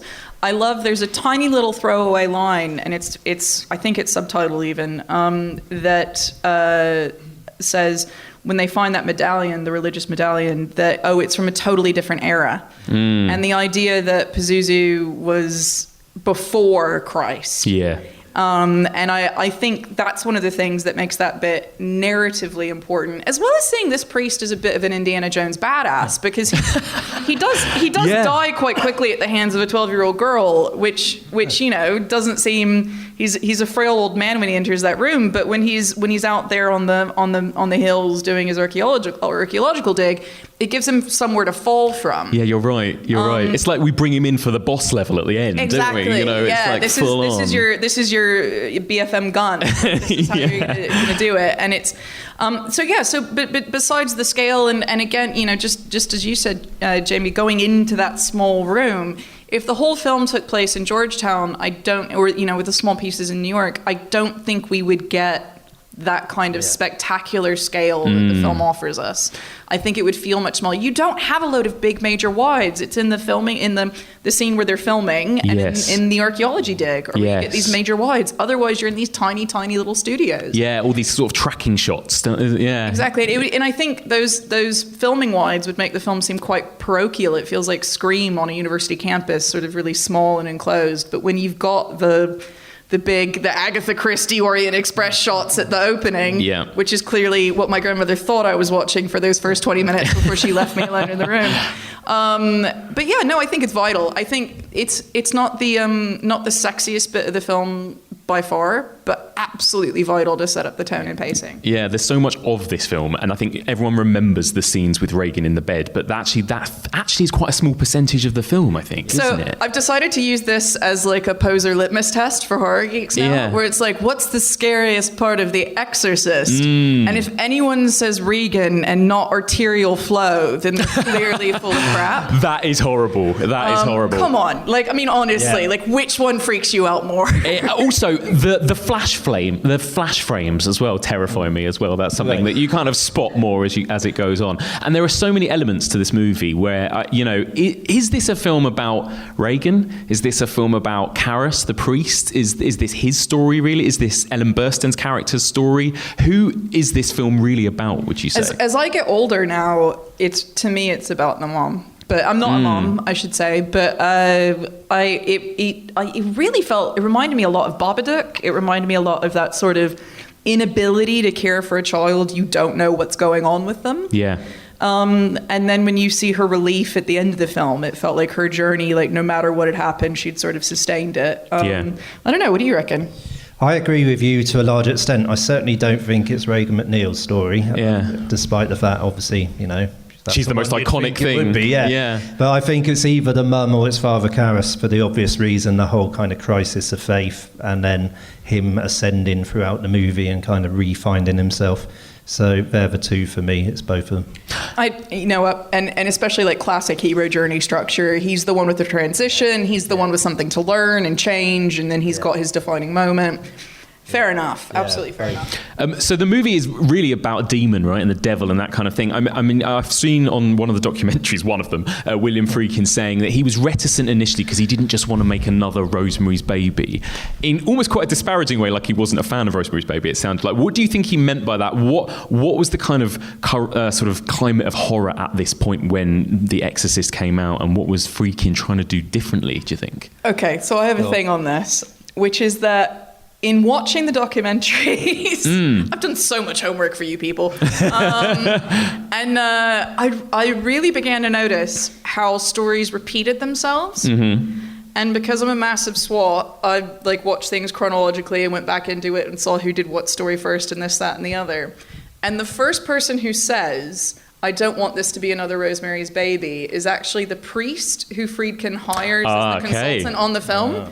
So but Friedkin does this throughout all the interviews. He starts quoting people. He's like, he loves to talk, doesn't he, Friedkin? I'm not. I'll tell you at the end what popped in my head because I don't want to read it for anybody else. But yeah. So I think what the priest meant, and therefore Friedkin was vibing on, was that they didn't want a film that poked fun at Catholicism or only focused on one side of it or used it as a tool to tell the story rather than incorporating it fully into the film.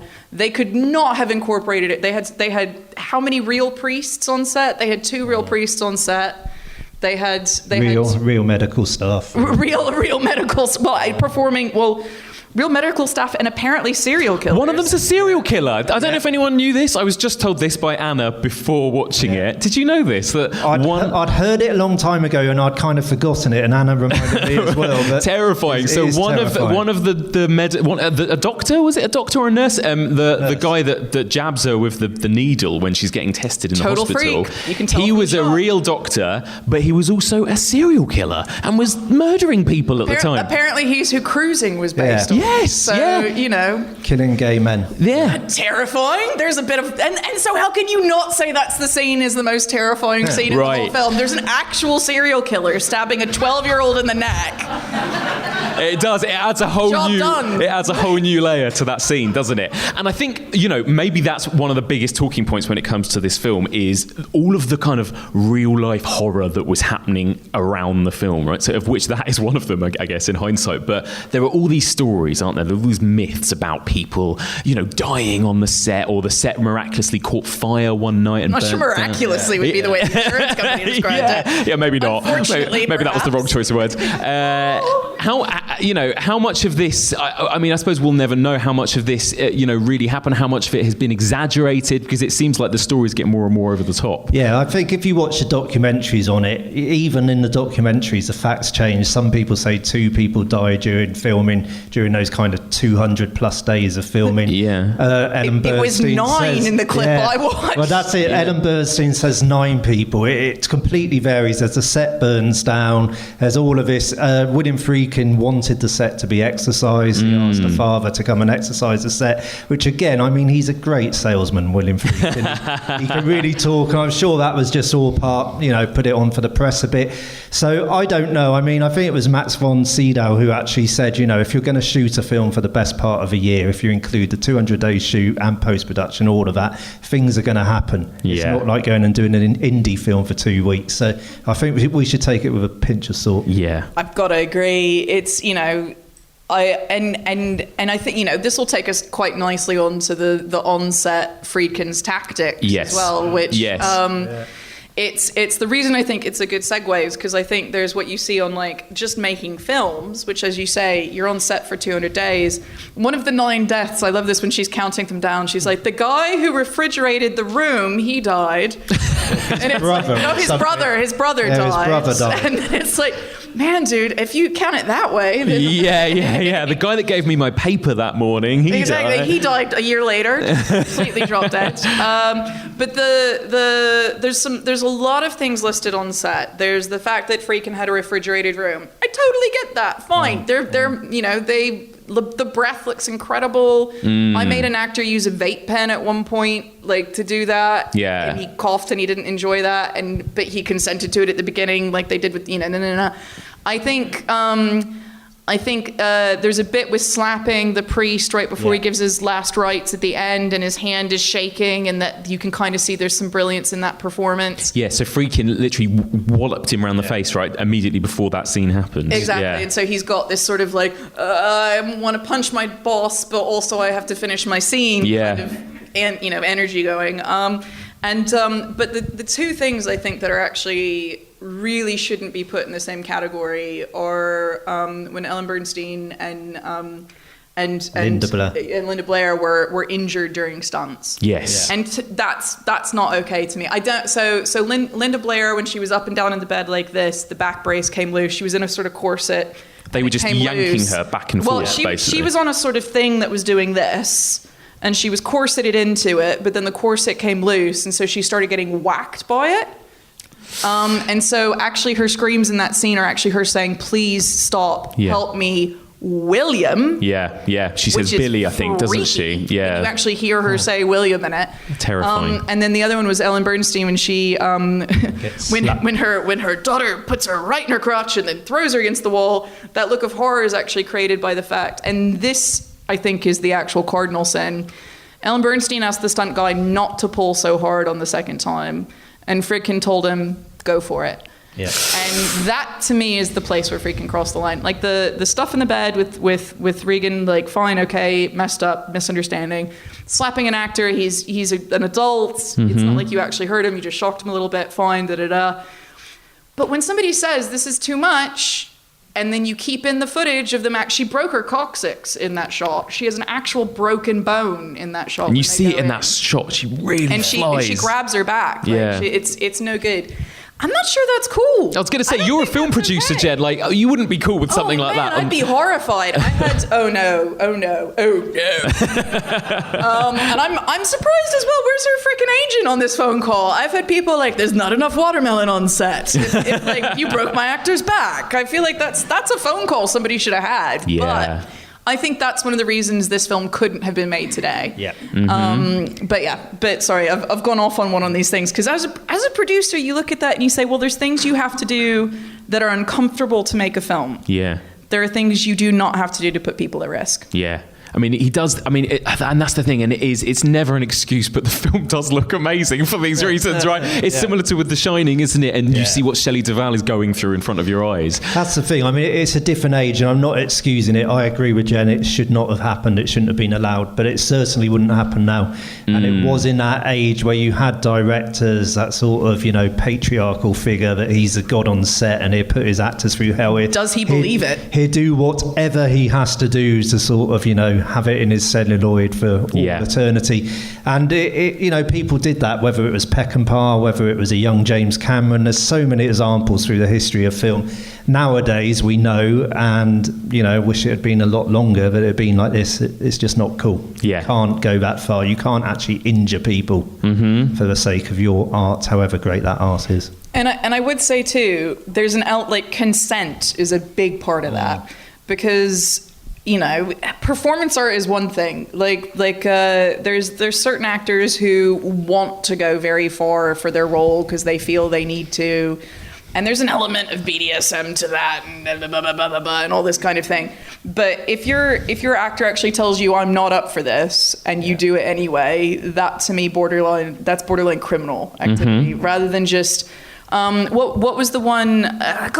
You know what? It's not even worth naming a film. We hear stories all the time about how actors are, broken down into tears from having to do a take over and over and over again. Fine.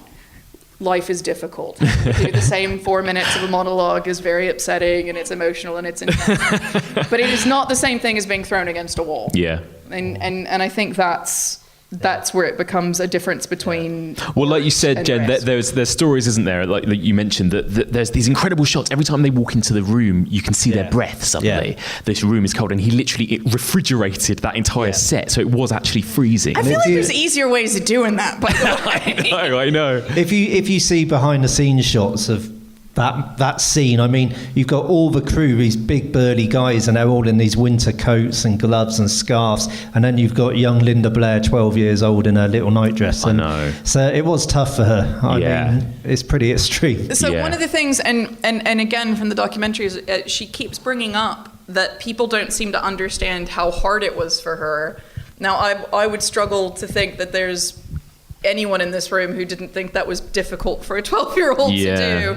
I'm not sure who Linda Blair is talking to, that they're like, seems okies to me. But the thing I find, she talks about the contacts, and she talks about the fact that actually she can't wear contacts, so they literally put numbing eye drops in this child's eyes. Every day she had to wear those contact lenses. And I mean, come on, oh God. I mean, I wear spectacles at the best of times, and it's just, is the drop really better than the thing every day? And so it's, I'm not sure people's creature comforts were ever at the forefront of what Friedkin was thinking. Yeah. And the other thing he did, which I'm sure you know, is that he fired guns all the time on set. I know. No. Now let's give him some tools to work with. That's obviously obviously that's not normal to do. No, he wanted to get those reactions, but the actors they became aware of it quite soon, and they were getting tips off various crew members who were saying, right, the gun's over there. So they soon got used to it, and it didn't quite have the same effect. But, I mean, filming in America. America. We always do. It's insane. I mean, the thing is as well, the performances don't look like they need that much pushing. They don't need that. This film has incredible performances, right? I mean, obviously Linda Blair for one, but I think Ellen Burstyn, all of these actors are incredible in this movie, right? They really give it a kind of authenticity, it feels like. For me, the most amazing thing is Jason Miller, because they actually wanted Jack Nicholson and they wanted Paul Newman and various other people for that role, and then Jason Miller got the role just because, I mean, he hadn't acted on screen before. He directed a play in New York which was about lapsed Catholicism. He himself was a lapsed Catholic. He had trained 3 years to become a Jesuit priest and then dropped out. So basically Friedkin found him and said, this is a guy I want, you know, he's lived this life, he knows this life. And to me, he's the performance of a film. I think they're all absolutely amazing. But it's that authenticity, again, it just comes through. Well, and it's interesting you say that as well, because I wonder, you know, we spoke about the fact that a lot of Friedkin's background is as a documentary director. And I wonder for him coming, because he didn't pitch for this film, he was asked to come pitch for this film. I wonder how much for him was his concern that if he wasn't working with reality, how much could he create? I mean, he brought real priests. He did so much for real. I wonder how much of that was actually for his benefit rather than the actor's benefit. Yeah, and you absolutely know, don't you, he wanted to make it feel as authentic as possible. I think another thing about it that is quite striking is the sound design, and sometimes the lack of sound. It seems to go from, I mean, we've just watched it in here on these really loud speakers, and it was going from sometimes really screechy kind of loud noises to sometimes almost completely muted. There's a lot of technical stuff about building tension from that, and it's outstanding. Like it really is the way that we as animals are geared up towards sound and the fight or flight reflex, and when things go quiet to loud and quiet to loud, we're made to be very, very intensely on edge. But again, going back to the Mandela effect of remembering this film, I really thought there was more tubular bells in this movie. I know. We so associate it with tubular bells, I remember don't we? being through the whole film when I was 16. I was like, I got to the credits, I was like, wait a minute. It's almost out of place because it's just in that one. It's basically that one scene, isn't it, when she walks home? And at the end, that's it. And other than that, there's not that much music. Right? That's the other thing, though. In terms of, you said earlier that William Friedkin didn't want to make Rosemary's Baby, and he said that disparagingly. I think what he really wanted to do was make a really kind of authentic film. He didn't regard it as a horror film, which is utter bullshit. But he says it's not a horror film because it's based on a real life story, a 1949 exorcism. He read the priest's diaries at the time. He talked to the boy's aunt, the boy who had the exorcism. So there's all this going on. He regarded it as a true life story. So originally they were going to have a score by Lalo Schifrin. He got rid of that, and he just wanted that silence, and he wanted that sound design. You know, there's squealing pigs, there's buzzing bees. It's a bit like Texas Chainsaw. I was about to say it really is. It was, But it's really avant-garde, and to me, that's its biggest kind of how it changed the horror genre the most, in a way. That even something like Night of the Living Dead, it still had a very traditional score on it, despite the fact it took horror right into the modern age. But this sort of almost went one step further still. I want to go back into the Lalo Schifrin thing, because I think it speaks to slightly how Friedkin directed this film as well. Is that it wasn't just like Schifrin's name got bantied about and they thought perhaps he might put a little ditty together. They were in a room with 100-piece orchestra, with Schifrin and his agent and his wife, and Friedkin was like, stop! Grabbed the sheet music, went out into the parking lot, and scattered it across the parking lot. Just typical Friedkin. I know, it's not like he was like, look, Lalo, I'm not sure it's working for the vibe that this is a guy who, whether or not he's retconning why he made these choices, he strongly made these choices. Yeah, he really did. It's you know, I'm fascinated by the fact that everyone just sort of fell into that cult of personality on set, and they all just went, okay, well, William says that this music's shit and we have to start over, so I guess this music's shit. I don't know if anyone in the audience here has ever read Easy Riders, Raging Bulls. I'm sure there's going to be some people out there have. But Friedkin doesn't come across well in that film. in that right. I mean, it really is a case. I mean, the Kermode documentary doesn't go into this, and maybe we shouldn't, but it was very much that time of Hollywood, drugs, addictions, kind of absolutely losing your shit, being a complete tyrant. Yeah. And it seemed to me the more famous he got after, the French Connection, 10 Oscar nominations for The Exorcist. Moving on, by the time he got to A Sorcerer, he's completely batty, really. He was definitely, though, like, even on The French Connection, he bribed a member of New York Transit staff. This is my favorite story from him. That to do the scene with the bits on the metro, on the Met. I can't remember what it's called in New York. But the guy said, "Nah, mate, it'd be more than my job's worth," or the American equivalent. And Friedkin said, "Well, what's your job worth?" He goes, "I'd have to go retire in the Bahamas." He goes, "Well, how much does that cost?" And they legit gave the guy $100,000 to approve the permit, and he lost his job and went and retired in the Bahamas. And that's how Friedkin works. He was like, the world revolved around. Well, it works. The world revolves around him when he directs, and. It's fascinating that it turns out so well for him. Yeah, I suppose it has to, doesn't it? He gets his own way with everything. It's insane. Let's talk about some of those sort of key horror set pieces then. Those moments that everyone remembers from this film. The crucifix stabbing, the vomit, the levitating. Sorry, the crucifix masturbation. I know. Well, yeah. Can I just watch this movie together. Let's not be coy. I always find it amusing. Amusing is probably the wrong word. I find it quite disturbing that Friedkin and everyone to do with this film, and everyone who talks about this film always refers to it as the crucifix masturbation. Yeah. When it's genital fucking mutilation. Yeah, I know. That's the thing. I was reluctant to call it masturbation. Exactly. Yeah. It's pretty hardcore, but I think that scene still is absolutely shocking. I watched the film this morning ready for this, and it only, it lasts a couple of seconds, if that, and I absolutely winced and just fetal ball time, But do you think in general, the makeup effects, all of those practical effects, does it still hold up all these years later? I think, sorry, jump in, but I think on the whole they do. I think maybe the bit with the stomach and the rising coming up is maybe a little bit ropey. The head turning, I think you can kind of see the joins now. It's all a bit creaky. Yeah. A lot, and the pea soup, actually, I think the pea soup really does look like pea soup. The same, that bit where she spits on Father Merrin's glasses as well. Really looks a bit fake. That doesn't look like sort of proper phlegm to get details. But on the whole, in terms of actual Dick Smith's makeup, the kind of welts on the face, the eyes, the contact lenses, the hair, all of that, I think it's absolutely phenomenal. And the practical effects, the kind of stuff moving across the room, the records flying, the bed levitating, like Regan McNeil levitating, I still think it's astonishing. I mean, if you saw that in 1973, it must have just blown your mind. Yeah. I think this is the thing, is that does everything hold as it would have held in 1973? No, of course it doesn't. Nothing does. Nothing can ever stand the test of time in that way, where it looks just as authentic or surprising as the first time we saw it. Your head spinning and vomiting pea soup is synonymous with exorcism now. Mm-hmm. And so I think for anyone to watch this film and not think pea soup when they watch it would be a massive feat, because that's so ingrained in the cultural psyche that it would be difficult to remove that from the experience of watching the film. Controversy. It looks a bit purpley green to me, her demon makeup. Mm-hmm. Contacts are a bit bright.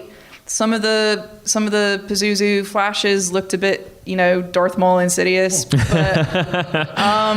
But I think that if you were watching this film, you were watching it with the desire to take it in the context in which it was made. And what stands up just outstandingly is the practical, is the bed lifting, is her lifting.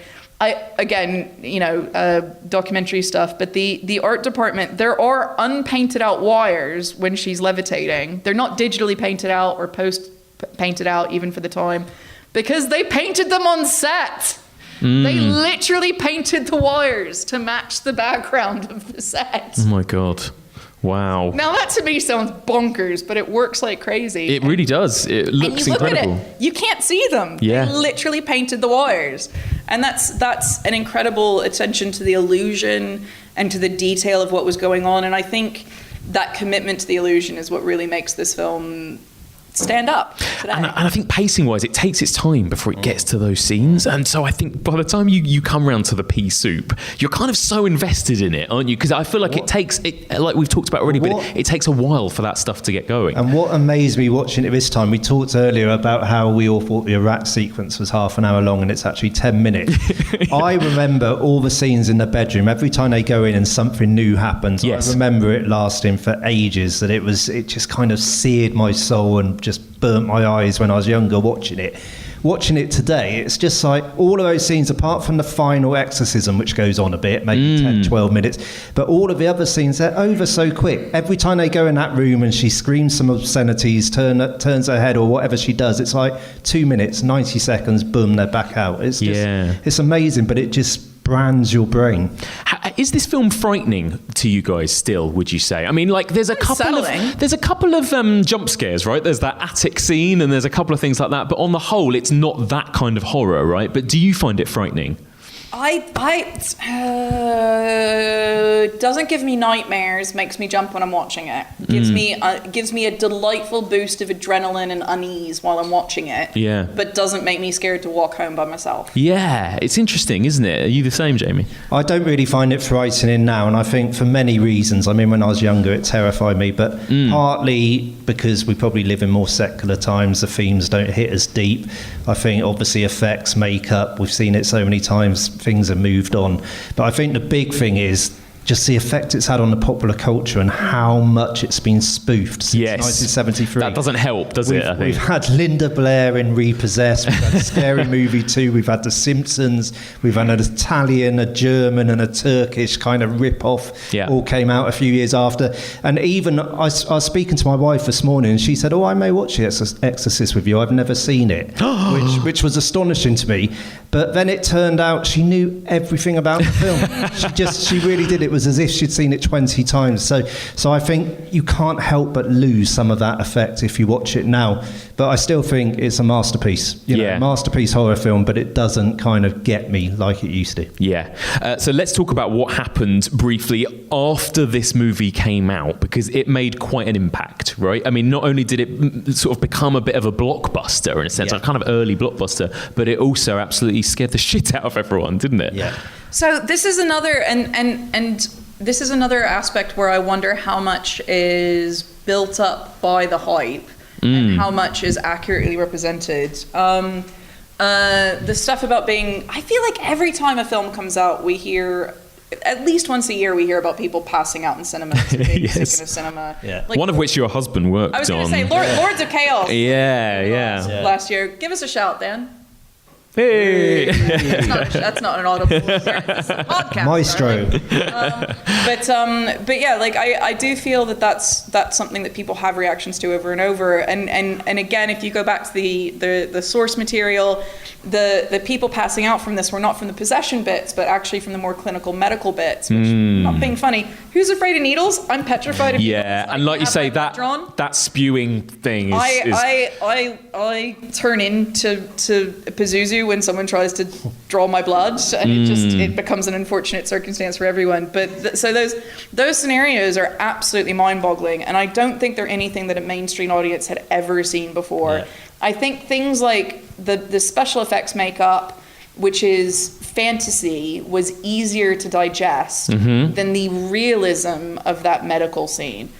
But going on from that, and the general response to the film, my favorite response is that when they did the studio screening, the studio didn't know what to do with it. They didn't know if it was going to be an indie film or if it was going to be a blockbuster. And so this film, I would say, is what we call it a platform release now, where something gets let out small and then they add more and more theaters. Yeah. And the reason it worked with this, they literally sold out theaters. Yeah. Every theater was sold out, and they had to keep adding theaters. They started on a small release, and they just had to keep adding theaters. Now, that was no small feat when it costs £20,000 to make a new print of a film every time you want to get a new theater open. Wow, yeah. But yeah, so I think that's part of the novelty of it, is that it came from seemingly nowhere. It was a word of mouth film. Yeah, I mean, basically, it opened in 24 theatres. That was it. and it took 1.9 million in its opening week, which broke kind of all house records, and it started to roll out. I think on its initial run, I think I'm right in saying it took 329 million, and then when it got re-released years later with director's cut and all of that, it went up to 441 million. Now, to put that into perspective, last week we had Joker break the record of the biggest ever R-rated movie, first R-rated movie to take over $800 million. But to put it into perspective, The Exorcist with inflation to 1.8 billion. That's incredible, isn't it? Yeah, I read today, actually, if you adjust for inflation, The Exorcist is I think, the 9th biggest grossing movie ever, which is incredible. So, and it's, as a producer, I have to be slightly dubious about how some of these figures are arrived at. Sure, yeah. But it's so much more exciting, Jen, to talk about it like that. It's sexier. Yeah. It's just sexier. Yeah, it's a sexy figure. But equally, there's so much hype surrounding this film. I think that it sort of self-propagates in a way. And then the other huge effect it had culturally was the fact that it got 10 Oscar nominations, a horror film. Yeah. It was the first horror movie to be nominated Best Picture.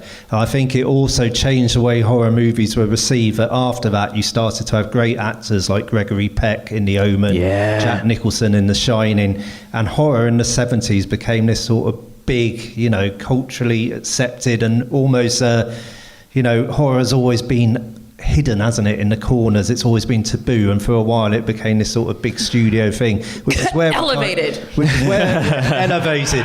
And it's kind of where we are now again. The last few years, like, it's become huge business, and everyone's getting a bit of a pie. What's so interesting about it, though, is that it is this blockbuster juggernaut, but it is also this kind of like disreputable, evil, nasty thing at the same time. It's both somehow, The Exorcist, isn't it? Why is it that so many people, there's a kind of obviously there's this religious element to it, but people were really not just scared by this movie, they were really shocked, and they thought this movie was, evil in some way. But what I find really interesting about it is that it is basically a quite clear-cut story of good versus evil, right? It is like God is good and the priests come in and save the day. Well, you'd think so, but I don't think everyone at the time took it like that. Because they were watching a girl masturbate with a crucifix. I think they didn't get past that. But William Friedkin always says, in every interview, he always says, you take from this film what you bring into it. And he said, if you believe the world is an evil place, then you come out of this film and think, my God, that was awful, reprehensible. If you believe the world is good and people are fundamentally good, then you come out of it and go, good triumphed over evil, God over the devil, however you want to look at it. So I think it wasn't quite as black and white as that, but it's very easy for us to sit here and go, the message is really clear. Yeah. But I think a lot of people didn't get past the shock value and maybe their own values at the time. I'm similarly, I'm going to come in and be slightly dubious about how many people actually protested against this film, and what is the reality of that, because that's a very good marketing campaign. Oh yeah, and like we said, William Friedkin knew what he was doing when it came to that kind of thing. He's a salesman through and through, and it's and so do fans become more interested in the film because it was protested? You yourself saw it as a sort of holy grail of something to dig up. Totally. And I do always find that interesting, particularly coming from the States, where the video nasties was not something that censored my access to these things growing up. Is that how much of the taboo is architected to make us engage with the film? Yeah, no, you're totally right. It's really interesting, and it becomes like this accolade almost in the horror community, doesn't it? Any movie that has that reputation, it's like, oh yes, we've got to check this out, So what about what came after that? Then I want to briefly ask you before we finish about its legacy, the sequels. A good word, by the way. Yeah, let's talk about the sequels. The Exorcist 2, briefly. Any thoughts, comments on The Exorcist 2? Sorry, Jen 2? I've only heard of 3. I think, the second sequel, Exorcist 3, or Legion, as some people call it. I think that's really good. It's great. And it's got one of the best jump scares. Directed by the writer. Ever. Yeah. Oh, it has. That jump scare. The jump scare is fantastic in the hospital with and the shears, whatever. It's just absolutely terrifying. But I think that's a genuinely good film. And then moving on to the next ones, I mean, we had the beginning. That's the right. Prequel, which was Paul Schrader, and then obviously the studio took it off him, got Rennie Harlan in to sort of refilm bits, recut it, and make it a bit more sort of mainstream and more jumpy and kind of ghost train type thing. I think that was pretty bad. And then the Paul Schrader original cut came out, which was just called Dominion, wasn't it? Dominion. And that came out, and I had big hopes for that. I thought, Paul Schrader doing an Exorcist film, this is going to be special. But I don't think it was much better than the Rennie Harlan one, to be honest. I think it was just a bit dull. Well, and then the series as well. And then the series, well, this is the thing, the TV series, I don't know what these guys think. I think the TV series Any is fans great. of the TV series? The great. Exorcist? Yeah, there's a couple there. You like it, Jamie? There was only 2 seasons of it, and I thought it was fantastic, and I wish it had carried on. And I've got to say, I mean, I've got to get this in, there's one person who has blocked me on Twitter ever that I know of, and that person is William Friedkin. Whoa. Unbelievably. I can't believe it's taken this long. I know. Into this and chat. To this day, I don't know why he's blocked me, because I've interviewed him before, got on well with him. I've never bad talked to him on Twitter. I love his work. He hit me up in my DMs, but I'll tell you. Tell me later. But the only reason I can think of why he's blocked me is I don't know if he doesn't approve of the TV series and doesn't like the TV series. Maybe someone out there knows. But when that TV series came out, I was so surprised at how good it was. I was tweeting all the time, like, oh, this is fantastic. I love this TV show. It's great. And then he blocked me. So I'm wondering if he hates the TV series or if he didn't get enough money from it or something. But yeah, so I'm blocked. There you go. That's amazing. That's so strong, isn't it? A block, not even a mute. A block. Oh my God, that is incredible. Fantastic. I'm just, what about any negatives before we finish on The Exorcist? Everyone obviously hails it as this masterpiece. I just want to ask the audience, is there anyone here by any chance who doesn't like The Exorcist? Is there anyone who thinks The Exorcist This is a safe space? Yeah. Is there anyone that thinks The Exorcist is a bit overrated? I feel like we're in the wrong room for that conversation. Yeah, I mean, I thought we probably would be, but I'm just intrigued to know. No, I mean, I think most people do kind of, What I'd like to know, Mike, because I heard coming in, there were 6 or 7 people here tonight who's never seen The Exorcist. So I would love to know those guys seeing it for the first ever time now in today's climate. Yes. How it holds up and if they thought it was great. Yes. Or, is that it? Well, maybe it's a good opportunity we've got a mic somewhere, so we can find out if there are any people that want to give us their reactions, and then we can see if anyone has any questions. But first of all, is there anyone who saw it for the first time tonight who wants to give us their thoughts? Anyone? I'm sure there was somebody. Or left. Go on can we ask you on mic? Is that all right? I'd love to know what you thought about it. Sorry, what's your name? Hello. My name's Sarah. Hi, Sarah. So you watched The Exorcist for the first time tonight? This is the first time I'd ever seen The Exorcist this evening. Oh my God. So what did you think? Yeah, congratulations. What did you think? Did it live up to the hype? I really enjoyed it. I thought it was very like a 70s film that had a lot of other things that weren't just the horror. So I was surprised, I've got to admit, because what I thought of The Exorcist was about a normal family. So I was very surprised when it turns out it's not really about a normal family. Like, her mum is a film star. She does spend about 2 minutes at the beginning complaining that she doesn't have a horse. I know. You're so right, yeah. When we leave Washington, darling, you'll get a horse. I know. But I really enjoyed it. I thought it was a good film. Yeah, did it frighten you? Or were you already aware of all of those frightening moments? I don't know if it was scary, but there were moments that shocked me. I also, whenever there was the cuts and you saw the demon's face, I found that that's creepy, scary. Isn't it? Yeah. Yeah, I do think that's funny, actually. You're right, because all of the documentaries, William Friedkin, this is a normal family, a family you see every day. And I was like, one that you would see every day, William Friedkin, yeah. Well, and to talk to that really quickly, there's the amazing bit at the beginning where they're on the film set and she goes, but I don't know why they're tearing down the building. Would you like me to phone the writer? He's in Paris, working, fucking. And it's like, yeah. That's film for you. Like it was. There was definitely a bit at the beginning where it felt like there was a slight tongue in cheek to the role of the director. Yeah, doesn't Bill Blatty make a little cameo? I think I noticed him in the film set. I think so. He's in the background for sure. He pops up in that scene. Yeah, there's also the party scene, which is very, very 70es. Yes, at a house, whether it's a rap party or whatever. But yeah, they're all there. Urinates on the floor. But again, all the people there. I mean, talking about it being not of the real world. I mean, they're all such kind of hoi polloi people, aren't they? The local priest coming around for a sing-song in your evening gown. Yeah, why did the priest come over for that party? Yeah, and the astronaut being there. When she goes, that's actually one of the scariest moments in the film, when she says to the astronaut, "You're going to die up there," and then wheeze on the carpet. But yeah, that's quite disturbing. That's chilling. You don't want that at your party, do you? At your I like the again, back to the average domesticity though, where her maid is tidying it up and she says, "Is the stain coming out?" "I think so, ma'am." I know. It's like, God. It's very traditional. Is that not how you guys grew up? She's quite rude to that poor guy that is insistent she has rats in the attic. There's no fucking rats. Amazing. Anyone else? Does anyone else want to contribute? Want to lend us their thoughts on The Exorcist, or ask a question? Whatever you like. Yes, we've got somebody down the front here. Hello. Nuts. I thought it was a radio mic. Hello. What's your name, sorry? I'm Vincent. Hello, Vincent. Hey, everybody. Now, this was about the first time I'd seen the director's cut, but it's about the third or fourth time I've seen the film overall, and the first time I'd seen it on the big screen, and it's the first time it actually scared me. Interesting. Because now I've always thought, I never found this film a particularly effective horror. I always found it a very effective drama about a family going through absolute hell on earth, quite literally.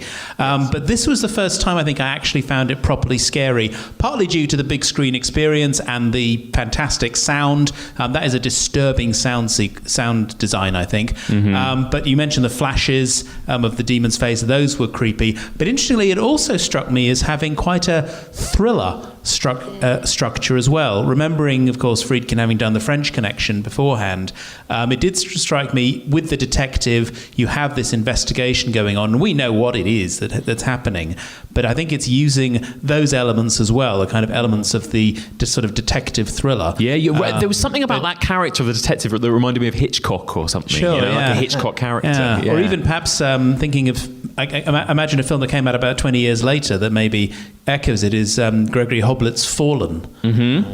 Thinking about it now, it kind of reminds me of that. Similar in terms of the setting as well, the Georgetown setting with the brownstone and so on. So it was a really interesting experience to see it like this.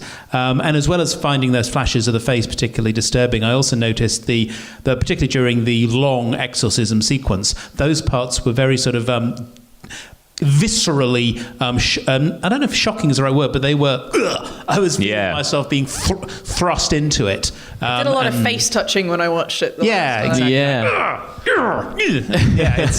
So it's properly viscerally nasty, I think. But one thing, but I do have a question as well, if I may. That was my response, my comment. My question is kind of to everyone here. I was really struck at, there was quite a lot of laughter. And I'm curious, what were people laughing at? I can tell you what Friedkin has to say about it. Oh, go on. He's got thoughts, has he? Of course he has. He's got comments. And the reason I remember this in particular is that, I mean, it's a biological truth. We break emotional tension with a laugh or a scream. And when you are emotionally tense, you find that people either or... And it's literally a visceral response. And the same thing happened when they screened it initially, is that Friedkin said he was really shocked to see that, initially he was really shocked to see that a lot of people laughed predominantly at the possession elements rather than the medical elements. And that he thought it was because it was this big buildup of tension with nowhere to go, and so people start to giggle.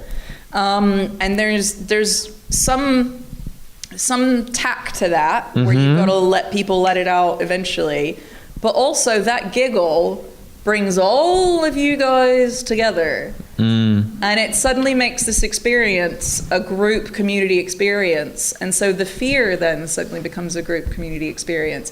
And I would say that those giggles can actually be just as useful to a filmmaker as the screen moments, in the way that they engage the audience with the film and the audience with each other. It's quite cathartic, definitely, isn't it? But then also, I wonder whether, do you think also, Jamie, like what you mentioned earlier about the fact that this movie has been so spoofed and parodied, maybe? I think that we all now know, and we almost wait for Your Mother Sucks Cocks in Hell and all of that kind of stuff, you know?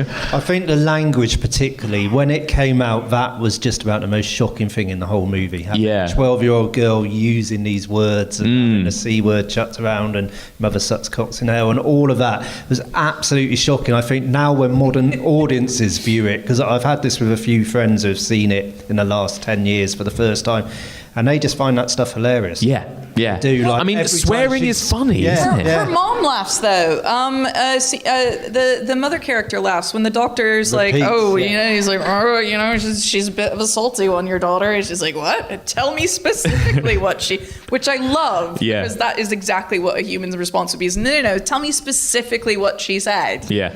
And as though to flip back to his notes, get your fingers away from my cunt.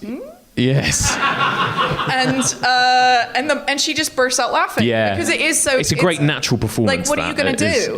But yeah, no, I think the laughter and the shock are so intrinsically entwined that it's a similar experience. And obviously, you know, it's Linda Blair mouthing it, but other voices coming out. But I was thinking in my head, like, oh, did they have to actually get Linda Blair to say your cunting daughter and all that stuff? Definitely did. Yeah. I'm sure she had to, but yeah, it does. It is quite funny. You can't help but laugh. There's a bit where she says at the audition she had to do a whole paragraph of expletives, and she was really worried about telling her mom what she had to say to the audition. And it's like, girl, your mom sent you to that audition. Like, she knew what you were gonna say. Like. Yeah, exactly. Does anyone have any other comments before we finish? Any other questions or comments? Is there a hand up there? Yes. Yes. Hi, I'm Matt. Hello, Matt. Hello. That's probably the third or fourth time I've seen that film. I thought there was a subtext that was super gay that I'd never noticed before, but Father Damien, there's a bit of hand-holding with the piano-playing priest who's really camp in the party scene. There's a bit of hand-holding in the end. Some man-on-man love? What? Interesting. Can't be friends in the priesthood without having any kind of... And then the detective starts making Salmoneo references and tries to date the piano-playing priest at the end. It's really quite gay. I was like, you saw that as a romantic invite. I think it's got a really romantic ending. I think that new ending is beautiful. I think they're going to go off into the sunset and you know, it's a live love story happily more ever than after. anything. It's a gay love story. I love it. Yeah. Well, thank you, Matt. Absolutely. Ever thought of it as a gay love story, The Exorcist? I do now. Yeah. From here and forevermore. I feel sorry for that detective. I was like, I feel your pain when he's like, I'm going to go see a movie. And they're like, I've seen it. His wife won't go with him. Yeah, I know. Age-old story. No one will go with him to see that movie. You have a scene where Father Dyer takes a drink around as well. Yes. After Karras has lost his mum and he's trying to comfort him, and he gets him very, very drunk in his room. So maybe there you go. If they'd kept the camera there a few more minutes. Yeah, they could have weaved that in. There you go. There was another question, I think, or somewhere over here. Yes. Amazing. Thank you very much. Yeah, no, exactly, yeah. Hi, everyone. Hello. So this is, I think, the 7th or 8th time I've seen this film in different versions, and favourite horror film. But it's your favourite horror film, is it? Amazing. Yeah. But I think for me, the question I want to ask you all is that the impact it had back when it was made, the shockingness, well, is that a word? The shock of it, and the impact it had on society at the time. We get films now that disturb or probably are difficult watches, but do you think a film like this could be made in this current climate, given we're so desensitized or things a lot more normal now? So you won't get that shock or that difficultness in the whole film. So there's. So what was your name? Sorry, Mal. Hi, Mal. Hello. Sorry. Yeah. There's two things I think here. One, would you be allowed to make a film with shocking context now? Absolutely. Every day of the week. There's a film called Bunny Games, which I just What's it called? Bunny Games. You want to see it, don't you, Mike? No. I was like, I'm going to lock and load that. There. I've got debatable opinions about it, but people make all kinds of stuff now, especially with the prosumer market. But can you be shocking, and what would be considered shocking or blasphemy now? And it's I teach at art school as well, and it's a conversation I frequently have with my colleagues at the university, which is that what could we possibly do on screen that would be considered shocking now? And I don't know. The best thing we could come up with at the time was if someone went on stage to play a Stradivarius and then just smashed it up. That's the most obscene thing I could think to do, is the destruction of something, but we don't really have access to obscenity in the same way, because there is not very much which is considered obscene anymore. There are things which are illegal, Yeah, exactly. So we wouldn't see that anyway. But and there are things which are inhumane. Mm-hmm. But being shown something that's inhumane isn't necessarily shocking anymore because we've seen it in films. And I think this is something I'm going to ask a lot of people in this occult series as well. Are we still as scared or as shocked by this kind of like God and the devil type story as well? I mean, I can't imagine that kind of a theme would get this same sort of reaction these days. I don't think it would. I mean, I touched on it earlier with the fact we're in kind of secular times. Exactly, now, right? yeah. I just don't think it would have the same effect. Obviously, there's going to be individuals out there with devout belief, and maybe it would impact them the same way. But talking generally as a society, I don't think it could possibly have the same effect now. But do you think, Jamie, we could still be as shocked by movies in this day and age as they were by The Exorcist? Probably not, because we've taken it as far as we can, really, I think. And unless you go, like you said, into something illegal, which you're not going to be allowed to do anyway, then probably not. What was that? But even then, when you think about the simulation of illegal stuff, and sorry, just to reframe what I was saying, is that not so much that we couldn't do something that was illegal, because then, and I'm deep diving here, but you get into like Mondo films like Guinea Pig, stuff like. I just think because special effects are what they are, I don't think there's anything you can show us. I mean, Life of Pi, a boy and a tiger on a boat. That's if you can convince me of that, then you can. We don't think it's real anymore, so it's not as frightening. And I wonder about that. And I like what you're saying about have we taken it as far as we can go? Because when you think about the train entering the station at Lyon, to go really super film geek on you, like. You know what I mean? Yeah. Everyone's like, shoot. It's reference to The Exorcist. There you go. Thank you. And it's we don't have that same kind of response because technology wasn't the same. Maybe VR will go there. Maybe we're going to end up with holographic immersive theater. Maybe we're going to have something else. I don't know, but I like what you're saying about maybe we've taken the medium to its limit there. I think you can have individually shocking scenes, like to use your husband, for example. Exactly, go Laws of Chaos. I mean, I think the stabbing scene in that, the protracted stabbing scene, the suicide scene in that, they are absolutely horrific in a good way. I love it. But they really are shocking. But the difference is that's in Lords of Chaos, which is a horror movie, which a certain portion of people see, the horror fans, and maybe it breaks out a little bit, but it's not making 1.8 billion like this film is.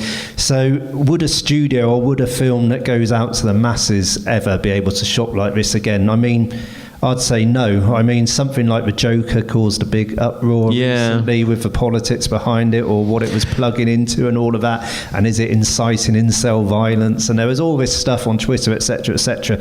But I still don't think it comes anywhere near the level of these kind of films. That period, kind of 1968 to 1978, the American Nightmare movies, when they were pushing taboos, pushing barriers, I think that was a period where it really did. It seemed like every year, almost every month, there was something that went that next step, and it was like, oh my God, what the fuck is this? I don't think we can have that again. No, that's it. It was of that time, wasn't it? So much so. All the swears have been said. Yeah, exactly. What more can be said, literally? Amazing. Well, I think we're going to wrap it up there. We're out of time already, but can I have a big round of applause for Jen and Jamie? Incredible. And for Mike. Thank you very much. Thank you for coming. Woo! Thank you. And that's it for this week. Thank you so much for listening, and a big thank you to my brilliant guests, Jamie Graham, Jen Handorf, and of course, Mark Kermode. So, what do you guys think of The Exorcist? Do you think it is deserving of all the praise that it got this week? Or do you think it's a bit overrated? I'd love to hear your thoughts. Please do get in touch. The email address is evolutionofhorror@gmail.com. You can find us on Facebook, Instagram, Twitter, and Letterboxd. And if you want to discuss the movie with other listeners, simply join our discussion group. That's the Evolution of Horror discussion group, and you can find that over on Facebook. You can find all previous episodes of this podcast on our website. Simply go to evolutionofhorror.com. There you can find every single episode, as well as a whole bunch of bonus content and a whole load of written pieces. And if you want to write for the website, if you want to write your own little blog piece or review or essay, please do. Just get in touch with me. Pitch me some ideas to evolutionofhorror@gmail.com. And if you want to support this podcast and get treated to weekly bonus episodes, you can just join our Patreon channel. Simply go to patreon.com/evolutionofhorror, and there you will be treated to weekly bonus episodes. And if you're UK based, you will get sent an Evolution of Horror sticker. That's $5 per month. That's just £3.80. Just go to patreon.com/evolutionofhorror and get involved. You can find this podcast on all major podcast platforms, including iTunes, Podbean, Stitcher, Acast, Libsyn, and Spotify. Please do subscribe to us, and if you get a minute, please do drop us a little rating or review, particularly on Apple Podcasts, which helps us get discovered by new listeners. Okay, onwards we go then to part 11 next week, and we're just hitting you week after week after week with absolute stone cold classics right now, because next week we are just discussing one movie again, one of the greatest occult and greatest horror movies ever made. I'm going to be joined by Becky Dark, and we're going to be discussing her favourite horror film of all time, The Omen from 1976. Join us then for all of this and more on the Evolution of Horror.